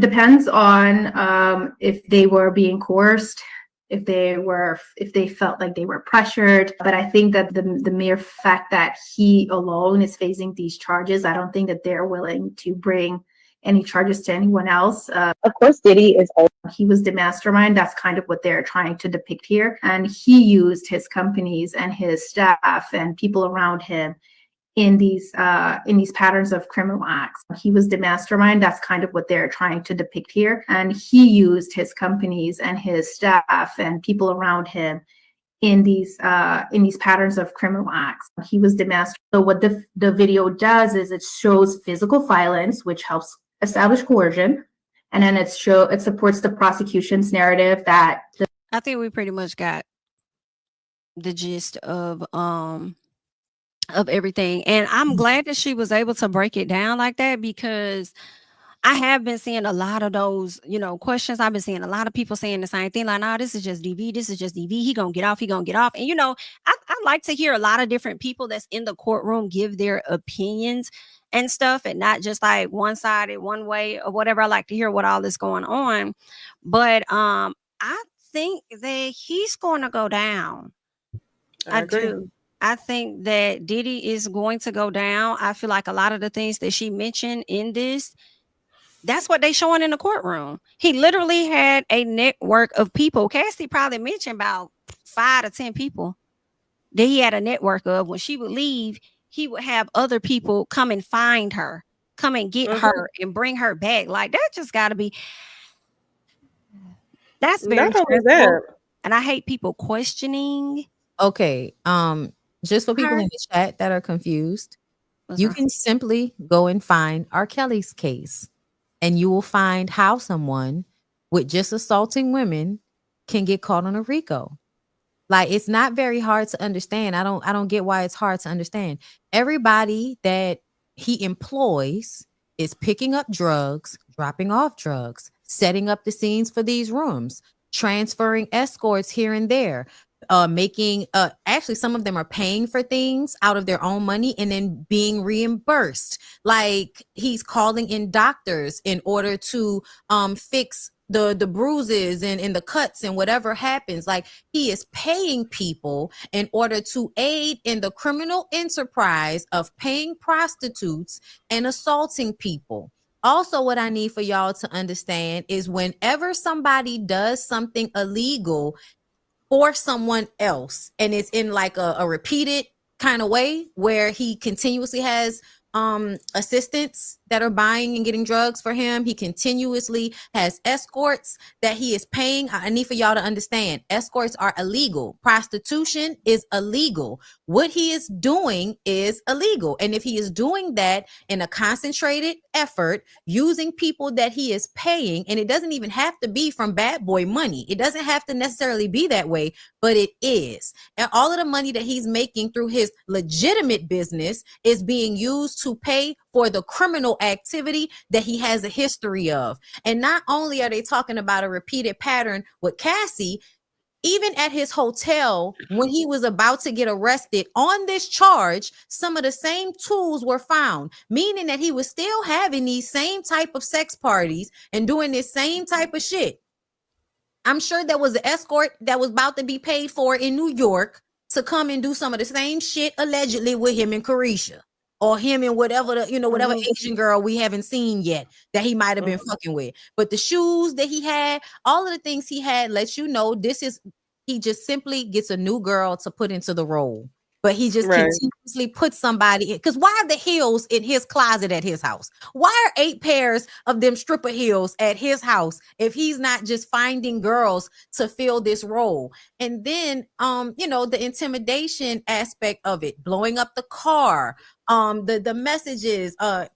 First of all, can we go back to him asking blackmailing Cassie's parents, asking them for $20,000, then people putting a loan in to give him the money, and then eventually him sending the money back. It was a power play. It shows that if I want to, Cassie, I can get to your parents. Now your parents know about your sex tape. Like, there were so many people that I feel like at this point, if you're going to continue to be confused about the situation, you just want a reason to defend him. And the new way to defend him with all of this evidence is to say it's not a RICO. It's not a RICO. Okay, motherfucker, we'll just wait and see. But if they got R. Kelly on a RICO, that wasn't even as rich as is Diddy, is not even as extensive, like in the things that he was doing as Diddy. Why do you think Diddy won't get caught on one? Right. Because it is a network. It's not a RICO. What do you mean it's a network? It's not. What does that mean?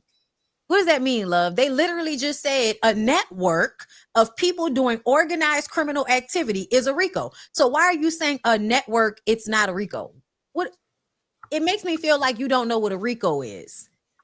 That's why I keep telling people, go look at R. Kelly's case, because that was a RICO.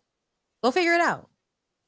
But stop saying shit as if you're right and we're wrong. Like, stop doing. I think what also makes this complex is it's not domestic. Like, when people just say it's domestic violence, they're forgetting that she was an employee signed to a 10 record deal. She was an employee. So that makes it like, ooh, gotcha. She was contractually tied to you. If she wasn't, then maybe you could try to pretend like this was just domestic violence. But and did I tell y'all? I don't know if I was talking to y'all or I was just on my live.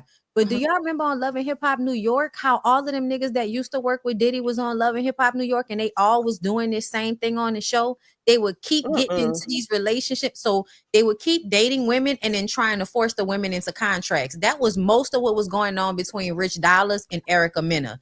Then they're so used Peter Guns too. He was like, you ain't getting in a contract, because getting them in the contract is basically like getting them into legal slavery so that you can have them doing whatever, working on music, fucking you and doing all of this, and then not really doing anything with it or selling it and giving them a short percentage of it. But I really feel like the music industry is like the pimp game, and a lot of those men that play manager roles were basically pimping those girls out. Stevie J, Rich Dollars, what's your boy name?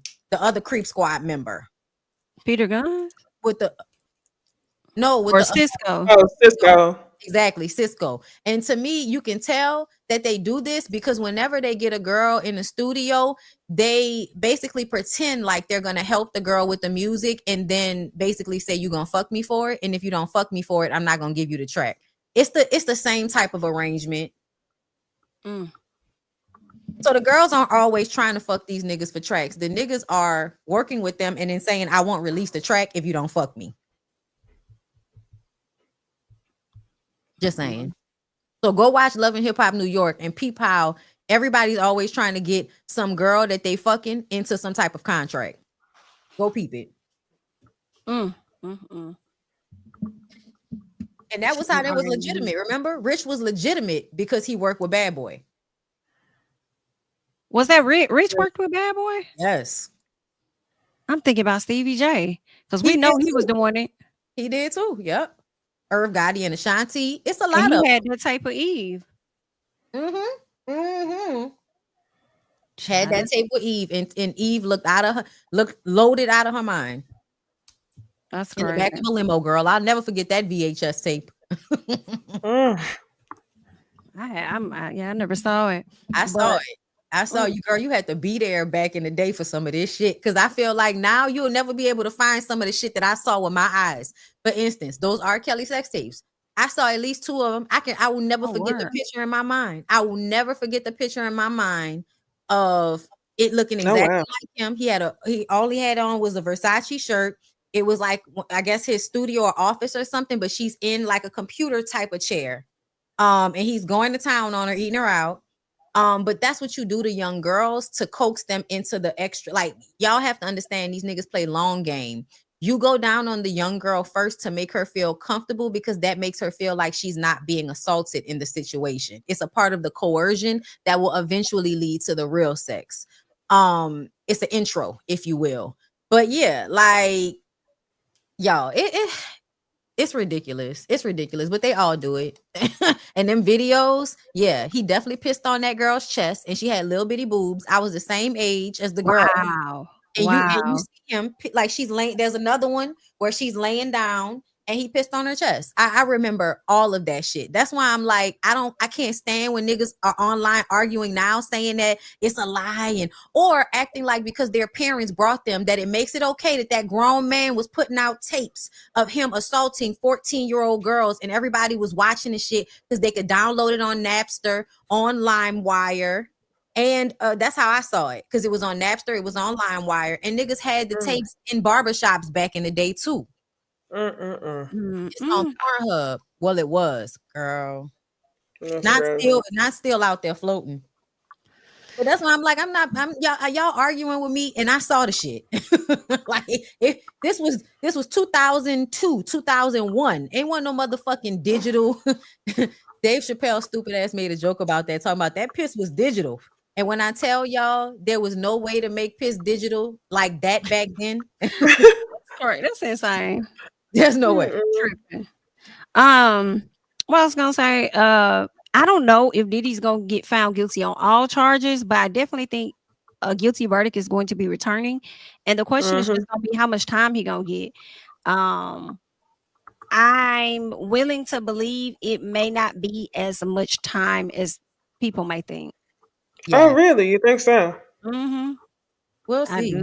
We'll see. But to me, I feel like if the jurors are actually paying attention and it's not like these stupid people on social media, I feel like that nigga need to go down for a long time. And this is the aspect that I'm looking at it at. Y'all know he been on demon time for decades. And I'm talking about the business. Like he should get caught up on a RICO for his business dealings. Like y'all forget how everybody has been complaining about this nigga for years about how he went and sold all the what he ended up selling right before this case came out. He sold all the masters and shit, and then was like offering it back to people. But at that time, it doesn't mean anything. Like it's not as valuable as it was back then. Right. So to me, I feel like this is just due at this time. Like Diddy been fucking over people. A RICO charge is absolutely like what he deserves based on how he's used his business as a way to harm people and really just to harm his artists a lot of the time. Like, let's be clear.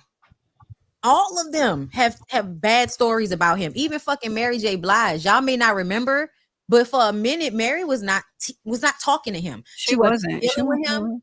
And then all of a sudden one day they talking again. And y'all see how Mary is up there performing? Mary is performing because she needs to, not because she wants to. I think he is a charmer. That's what it is. He know how to use that charm. But y'all know, I kind of would not have mind seeing the guy from Day 26 get on the stand. Oh yeah, because I need to know what were those tears about, and what did he see? He looks traumatized as fuck. Listen, they were all crying at some point. Girl, and you know what? If I was a victim, especially if I was a man, I would never say it.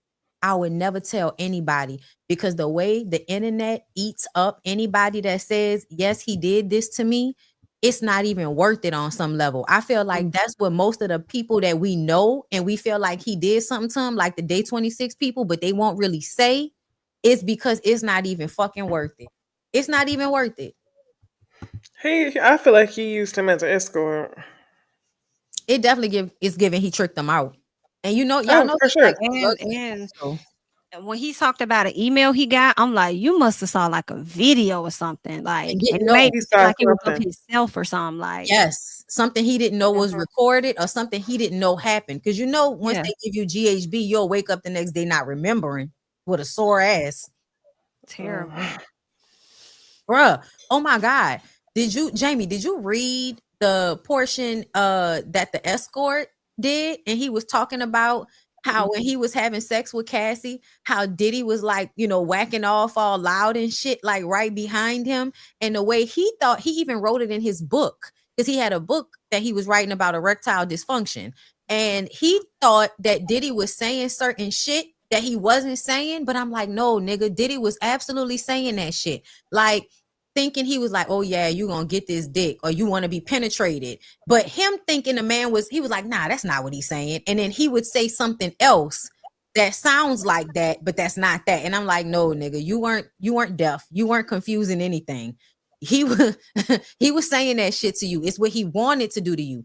The man talks about how he could not keep a hard on, and it made him take all of these different drugs so that he could keep the hard on while he was having sex with them, because sex with Cassie, because it was uncomfortable for him that Diddy was always in the room over his shoulder whacking off loud as fuck. At one point he comes to the bed and drops $100 off like, yeah, I like that shit. And you know, for a man that's not really into other men, or a man that feels how predatory this is, it would be hard to keep a heart on in that situation.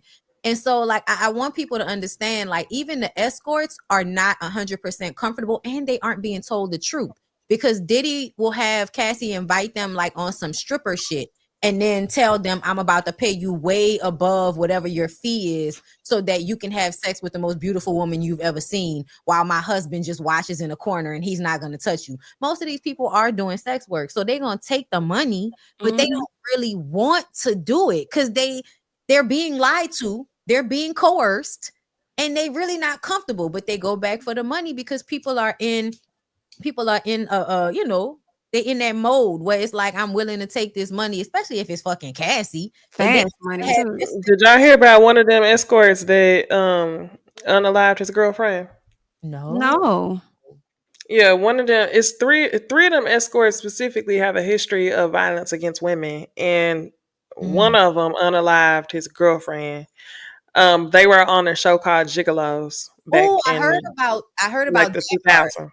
They would pick dudes from Gigolos that was on the show, and Cassie didn't even know about the show, but Diddy probably did. Like that's the weird part. Oh yeah. Oh, do y'all remember back in the day when that guy got arrested for trying to shoot up the Trump Towers and started talking about being a sex slave for Diddy and Cassie? That dude, the Odie dude. I think his real name is Johnny or some shit. I'm not sure. Not the one that accused him and was getting that money, but you know, they resent it because Diddy didn't. He was talking to the cops with the little nightgown on or something like that, the hospital gown or something. Yes. Yeah, Remember he was John Odie. Yes, Johnny. Him. He's actually listed, y'all, as one of the escorts. Yes. Rotten Mango was talking about that, and I went and looked at the picture and all of that, but nobody's talking about that back in the day, before we knew about any of this, that man got arrested at Trump Tower, and that was y'all, if y'all don't read it, like that was a hotel that Diddy really liked to go to. Diddy really liked to go to Trump Hotel. I think it's funny because people think he might ask for a pardon once all of this happens, and he might get it because they really were cool like that. Because he kept going to his hotel. That was one of his favorites. A lot of the fucked up shit happened at Trump's hotel. So you saying Diddy might get pardoned? Yes. Yeah. He actually might. But if he does, I feel like it's gonna happen closer to a wait. Can Trump serve another term? No. He gonna try. Well, he was saying he was gonna try, but recently I think he said, nah, I'm not doing that. I think recently he might have been like, yeah, I don't think I. He said that recently. He said it like a month or so ago, and I don't believe he's saying because he also lied to them folks before he got in office. That's true. Okay. I also feel like I hope that nigga just getting tired because it do kind of seem like it's not really him now. It seems like whoever is the people that are pushing the Project 25 shit, it's really them. Because sometimes I feel like even with JD Vance, like Trump don't be knowing everything that's going on. Like remember when them text messages came out where they was talking about they was about to bomb somebody and they accidentally text a fucking reporter. They was texting on a yes. Right, that shit. I don't think Trump had no idea about that shit at first. They was trying to keep that from him. He wasn't in that text thread. So there's a part of me that feels like he really is like the senile old man on some slick shit. He's still evil, and sometimes he can get up there and but all in all, it's given you really are the senile old man, and it's some other people that's really like pushing and telling you what needs to be said and what you should do. And you sometimes go with it and sometimes you don't. It just depends. Gotcha. Yeah. All those people at the front. Oh yeah, no, I mean it's all of the corporations. It's all of the corporations. That's how everybody about to get fucked. Everybody get ready. Because that's why you don't allow for people who own corporations to be a part of the government in this way. Because they're gonna do is just set themselves up to take from the people that are already not getting enough by working for them in the first place. It's all about self-benefit for sure. Never about us. All right, y'all. We talked about pardons and everything, and I want us to move on to talk about a person that I don't see getting pardoned, and that is going to be Tory Lanez. All right. On Tory Lanez, have you seen this evidence firsthand that you've spoken about? I actually saw a new affidavit, and there's going to be. So there, I was made aware of some ring footage, so video footage, and actually just talked to one of his attorneys, and so that will likely be released in the next, whenever they decide to release it, next couple days. So does the attorney have that footage right now? now? They have actually a lot of evidence. I'm surprised that. A lot of people, some of it were like, oh, well, that's not new news. But some people were completely unaware, too, specifically on the number, the DNA, specifically for the gun, 0.01%. That means that it's literally not him. They also didn't test people. But, yeah, so that stuff will all be released, I think, in the coming days. So, and have you spoken with Governor Newsom or anyone else about this? I actually have a call into his office, and so we're working on scheduling a time. And there's a letter that should be going out to him later on today or tomorrow. So I would assume since these are strictly state charges, this would have to be a state pardon, correct? President Trump can't be involved. Correct. It's up to Governor Newsom, but I think that there's a lot of people that are looking at the evidence and saying, hey, this is clearly not correct, that this is an innocent man that's been imprisoned. And I think that that's where, on the federal side of things, when I talked to Tory's in jail, so I talked to him on the phone. And I think prison reform is going to be something that he's going to definitely tackle once he gets out. And it's pretty wild that this kind of case can happen. Also, too, he had a gag order placed on him during the trial, so he couldn't even. And that's just so insane. Was it put gag orders on people so he can't defend themselves? That's nuts. Finally, why is this so important to you? My goodness, this guy's an innocently incarcerated man. Obviously. We're by no means perfect, but that type of situation cannot stand if you have a double standard of justice that exists. Also, too, when the evidence was brought forward and presented to me, I was pretty baffled that he was even charged after what I saw. And so specifically, you're talking about someone who's basically been smeared and dragged publicly, saying and alleging that he shot someone in the foot. By the way, did you know that the ballistics evidence says otherwise? And that there's no bullet fragments. They can't locate those alleged bullet fragments. How do you even have a conviction on that? It's really crazy stuff. Thanks, Congresswoman. Appreciate it. Girl, go ahead. So Megan came to the front after being harassed and just pretty much told y'all to fall back, leave her alone. She don't know why y'all still tripping, right? Because that's who shot her. She said y'all keep letting this man pretty much play in y'all damn face and y'all not gonna learn. All right. So she don't understand how she is the person. She is the victim in this situation, and she's still being bothered on social media. Right.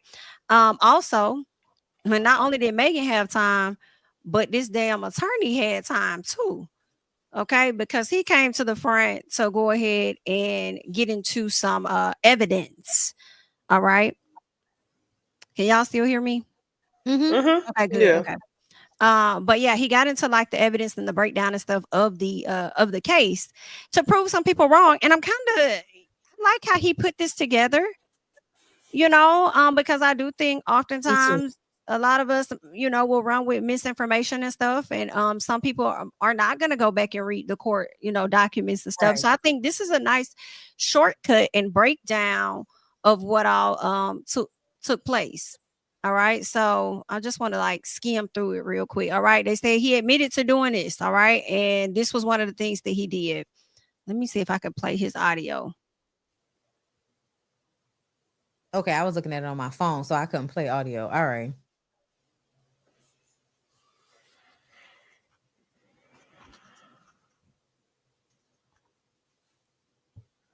I can't hear it if it's playing. Oh. I thought it was at first. Y'all can't hear it? No. Okay. Well, the good thing though, what I do like, because they do have like the audio thing here. I don't know why it's not playing, but he pretty much said, I know she, meaning Megan, probably never ever gonna talk to me ever again. But I just want you to know, bruh, I was just so fucking drunk. I ain't even know what was going on, bruh. Like dead ass. I never did. I never do no SHI like that. I was just messing around. I was just drunk. He says, I just didn't understand what the F was going on, bruh. Regardless, that's not to make anything right. And that's not going to make my actions right. So that's pretty much him kind of like sounding guilty, right? So later that evening, he also sent I guess some text messages or whatnot, apologizing to her, reaching out, trying to get in touch with her. Harris repeatedly confirmed that he was the one that did it. All right. Right after everything went down, that morning, 7 a.m, she sent a message and said, help. Tory shot Meg and handled me. 911. That sounds like that's what happened. That sounds like that's exactly what happened. All right. 2022 interview with the prosecutors. So y'all should get into this. I'm gonna skim through it. But I'm not gonna like cover every single thing. But I like the way that they put this together. Okay. And unfortunately, he really do his stuff no favors. Now, there was something at the very end that I liked. Where was it? Because it was like a checklist that they did. Yes, and that with the gun stuff on it too. Yeah. First of all, everybody keeps saying his DNA wasn't on the gun, but he had gun residue on his hands though. And that's the part that everybody keep forgetting. You can wipe the weapon, but you can still have GSR present on your hands. And he had it present on his, and the DNA that was found on the gun was DNA from a female. The DNA that they were able to get was from a female, not a male. And Kelsey's a female. Like they said that. They said without doubt that it had to be male DNA. And it couldn't have come from Kelsey. That's another reason why. And people kept saying, and this is something that wasn't in there, but this is what I think. The reason why Kelsey had took a plea deal is because she took blame for the gun. I think when they were in a car and he offered them $1 million, he also asked her to say the gun was for her. And I think she said, because they say Miss Harris's gun. They call it her gun. So I think it probably was his gun, but she lied and said it was hers when the police got there. Because if you say the gun is for a girl, they're probably not gonna feel as fearful as they would if the gun was for a man. I think as soon as they heard the sirens, that was the agreement. Even though they found the gun under his seat, she still said it was hers. And I think it probably was one of them guns that niggas who know they shouldn't have guns be around with. So it's not registered to anybody. So right. She just took the fall for the gun. That's why they gave her immunity, because it was her. She said it was her gun. So they gave her immunity so that she could tell the truth about what happened. But she took money that he offered her. And then after she got on record with the original statement, she went to court and pled the fifth the whole time. Can I say also, this may sound crazy. You know, a lot of times people talk about Megan being drunk and she was so drunk, she don't remember who did it, whatever. And I'm like, well, he just said that he was drunk as hell. So how do he remember not doing it? If he said that he did, like, you was drunk. And so it is what it is, you know. They can keep trying. I mean, he got a right to keep trying to get out if they give him the access to do that. I'm not necessarily seeing it happen, but like I told y'all last week, the incident at the hospital was very sketchy to me. I feel like it was a scheme that they set up personal in the effort. The video was a scheme they set up. Yeah, they just moved it. What they said earlier, Bondy, that he's being moved to a smaller facility, and we're seeking a pardon. So I'm like, okay, that's what they're trying to do. He went to a medium instead of a whatever the fuck it's called. Y'all know. Yeah, instead of a maximum, it's a medium whatever the fuck called prison. So yeah, I think he got what he wanted to get out of it. I probably it might have been a setup. Like, you might have paid that man to take that L. He was already in there for life. You might have did that and like, jug me up, don't go too deep, and we're gonna give you this money. You can send the money to to your wife or whatever. But I want to know, and I need for Megan's lawyers to figure out, follow the money. Where is he getting this fucking money from? Because the music industry does not make money like that anymore. Right. You haven't been able to be out here He consistently. ain't on tour. Right. But it seems like you paying a lot of people to keep this bullshit going. Millegro's getting paid. Bradley James was probably getting paid. The lawyers are getting paid. I definitely feel like something must have been done with this lady here in Florida, because that shit don't make no sense. The man that was scripted as fuck. Wasn't it? It's like, girl, you just said you were made aware, which means you didn't see any of the shit that you're talking about. So it's almost like you got a Cash App payment and now you up here acting like you know some shit, using your congresswoman label to add some legitimacy to this bullshit. Well,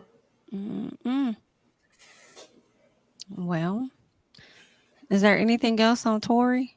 That hair is terrible. That He hair. look like the boy from Empire. He look like the boy from Empire. That is terrible. Oh yeah, he really does. He's abusive too. He did have some stuff last year. Yeah. I mean, when everybody gonna realize it's kind of like it's a socialization at this point. Like when you make everybody feel like what it means to be a man is to not be a girl. And, in this very like being a girl is bad, being feminine is bad. So having any like emotional intelligence or control over your anger is seen as feminine or bitch made or some shit like that. It's very weird. So once you raising everybody to have this very rah-rah attitude toward everything's about ego, it's not surprising that a lot of these men are like this. This is how everybody's kind of being raised in some way.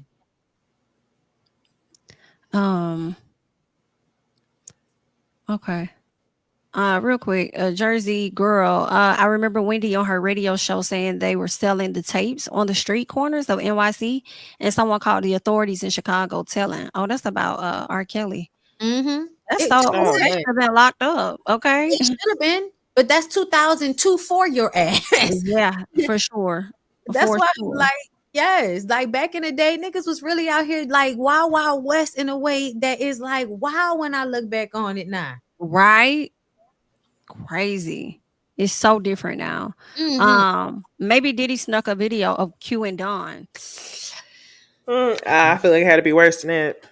That's what I'm thinking. I feel like Dawn, if she would have said that on this stand, I think that would have been in her lawsuit. Did I ever tell y'all the story? That somebody, okay, so back in the day, like I remember, because y'all know I wanted to sing and I wanted to act and shit, and I had plans to go to New York and do the whole thing, right? Yeah. So my sister told me one time, a story, and I was just kind of like, he's taking advantage. Like he's taking advantage. Like slid in a bed with somebody before. Like if I remember correctly. Like slid in a bed with Diddy. Oh my. Like slid in a bed with a guy who was not gay, but just slid somebody in a bed. you knew of. Oh my. Yes. He was staying the night. He was doing an ad campaign, stayed at the house, was staying in one of the rooms. And when he got in the bed that night, that nigga just slid in the bed and he didn't even hear the door open. And I was just like, and I'm like, if I knew that, and I'm telling you something that somebody told me in early 2000. Like this is like prior, like maybe I want to say between 02 and 07, between that time frame. Because I remember them saying he was gay back then. Yes, and that was just remember that he was gay. But that's not what it was though. It wasn't him being gay. It was him like using his dick as a weapon, like a weirdo, like being a creep, being an artist or whatever the fuck. So like that's why I feel like I've been hearing stories like that since before any of this shit even came out. Before anybody was really talking about this shit, back when we was all still, Puffy, we love Puffy, then Diddy, and then Brother Love, and all of this bullshit. Like, nah, it's been a long time coming. It's about that time. It just so happens that it's the girl y'all didn't expect that blew the shit up. That's all. I fucks with y'all and hope y'all don't treat me like a redheaded stepchild on y'all solo pages, okay? Not LimeWire and Napster. I'm really an old hoe from the 90s. Thank y'all so much for the super chat. Yeah. Thank you. Anything else on Diddy? Okay, great. I think that we are good. We thank you guys so much for being here with us tonight. Thank you guys so much for super chatting it up. All right. We do appreciate it. And shout out to Bondy. She's about to go and celebrate her birthday this weekend. Happy early birthday. 37, bitch. Yes. Okay. I, We- because I feel like I still look like I'm in my 20s. So thank you very much, everyone. I appreciate you. Okay. Mm-hmm. All right, y'all. Make sure you all are following us on social media, all social media platforms. You see it right there on the screen. Okay. Take a picture, click, do what you need to do. All right. We will catch you guys in the next one. And make sure you subscribe to everybody's channel, period. Bye, y'all.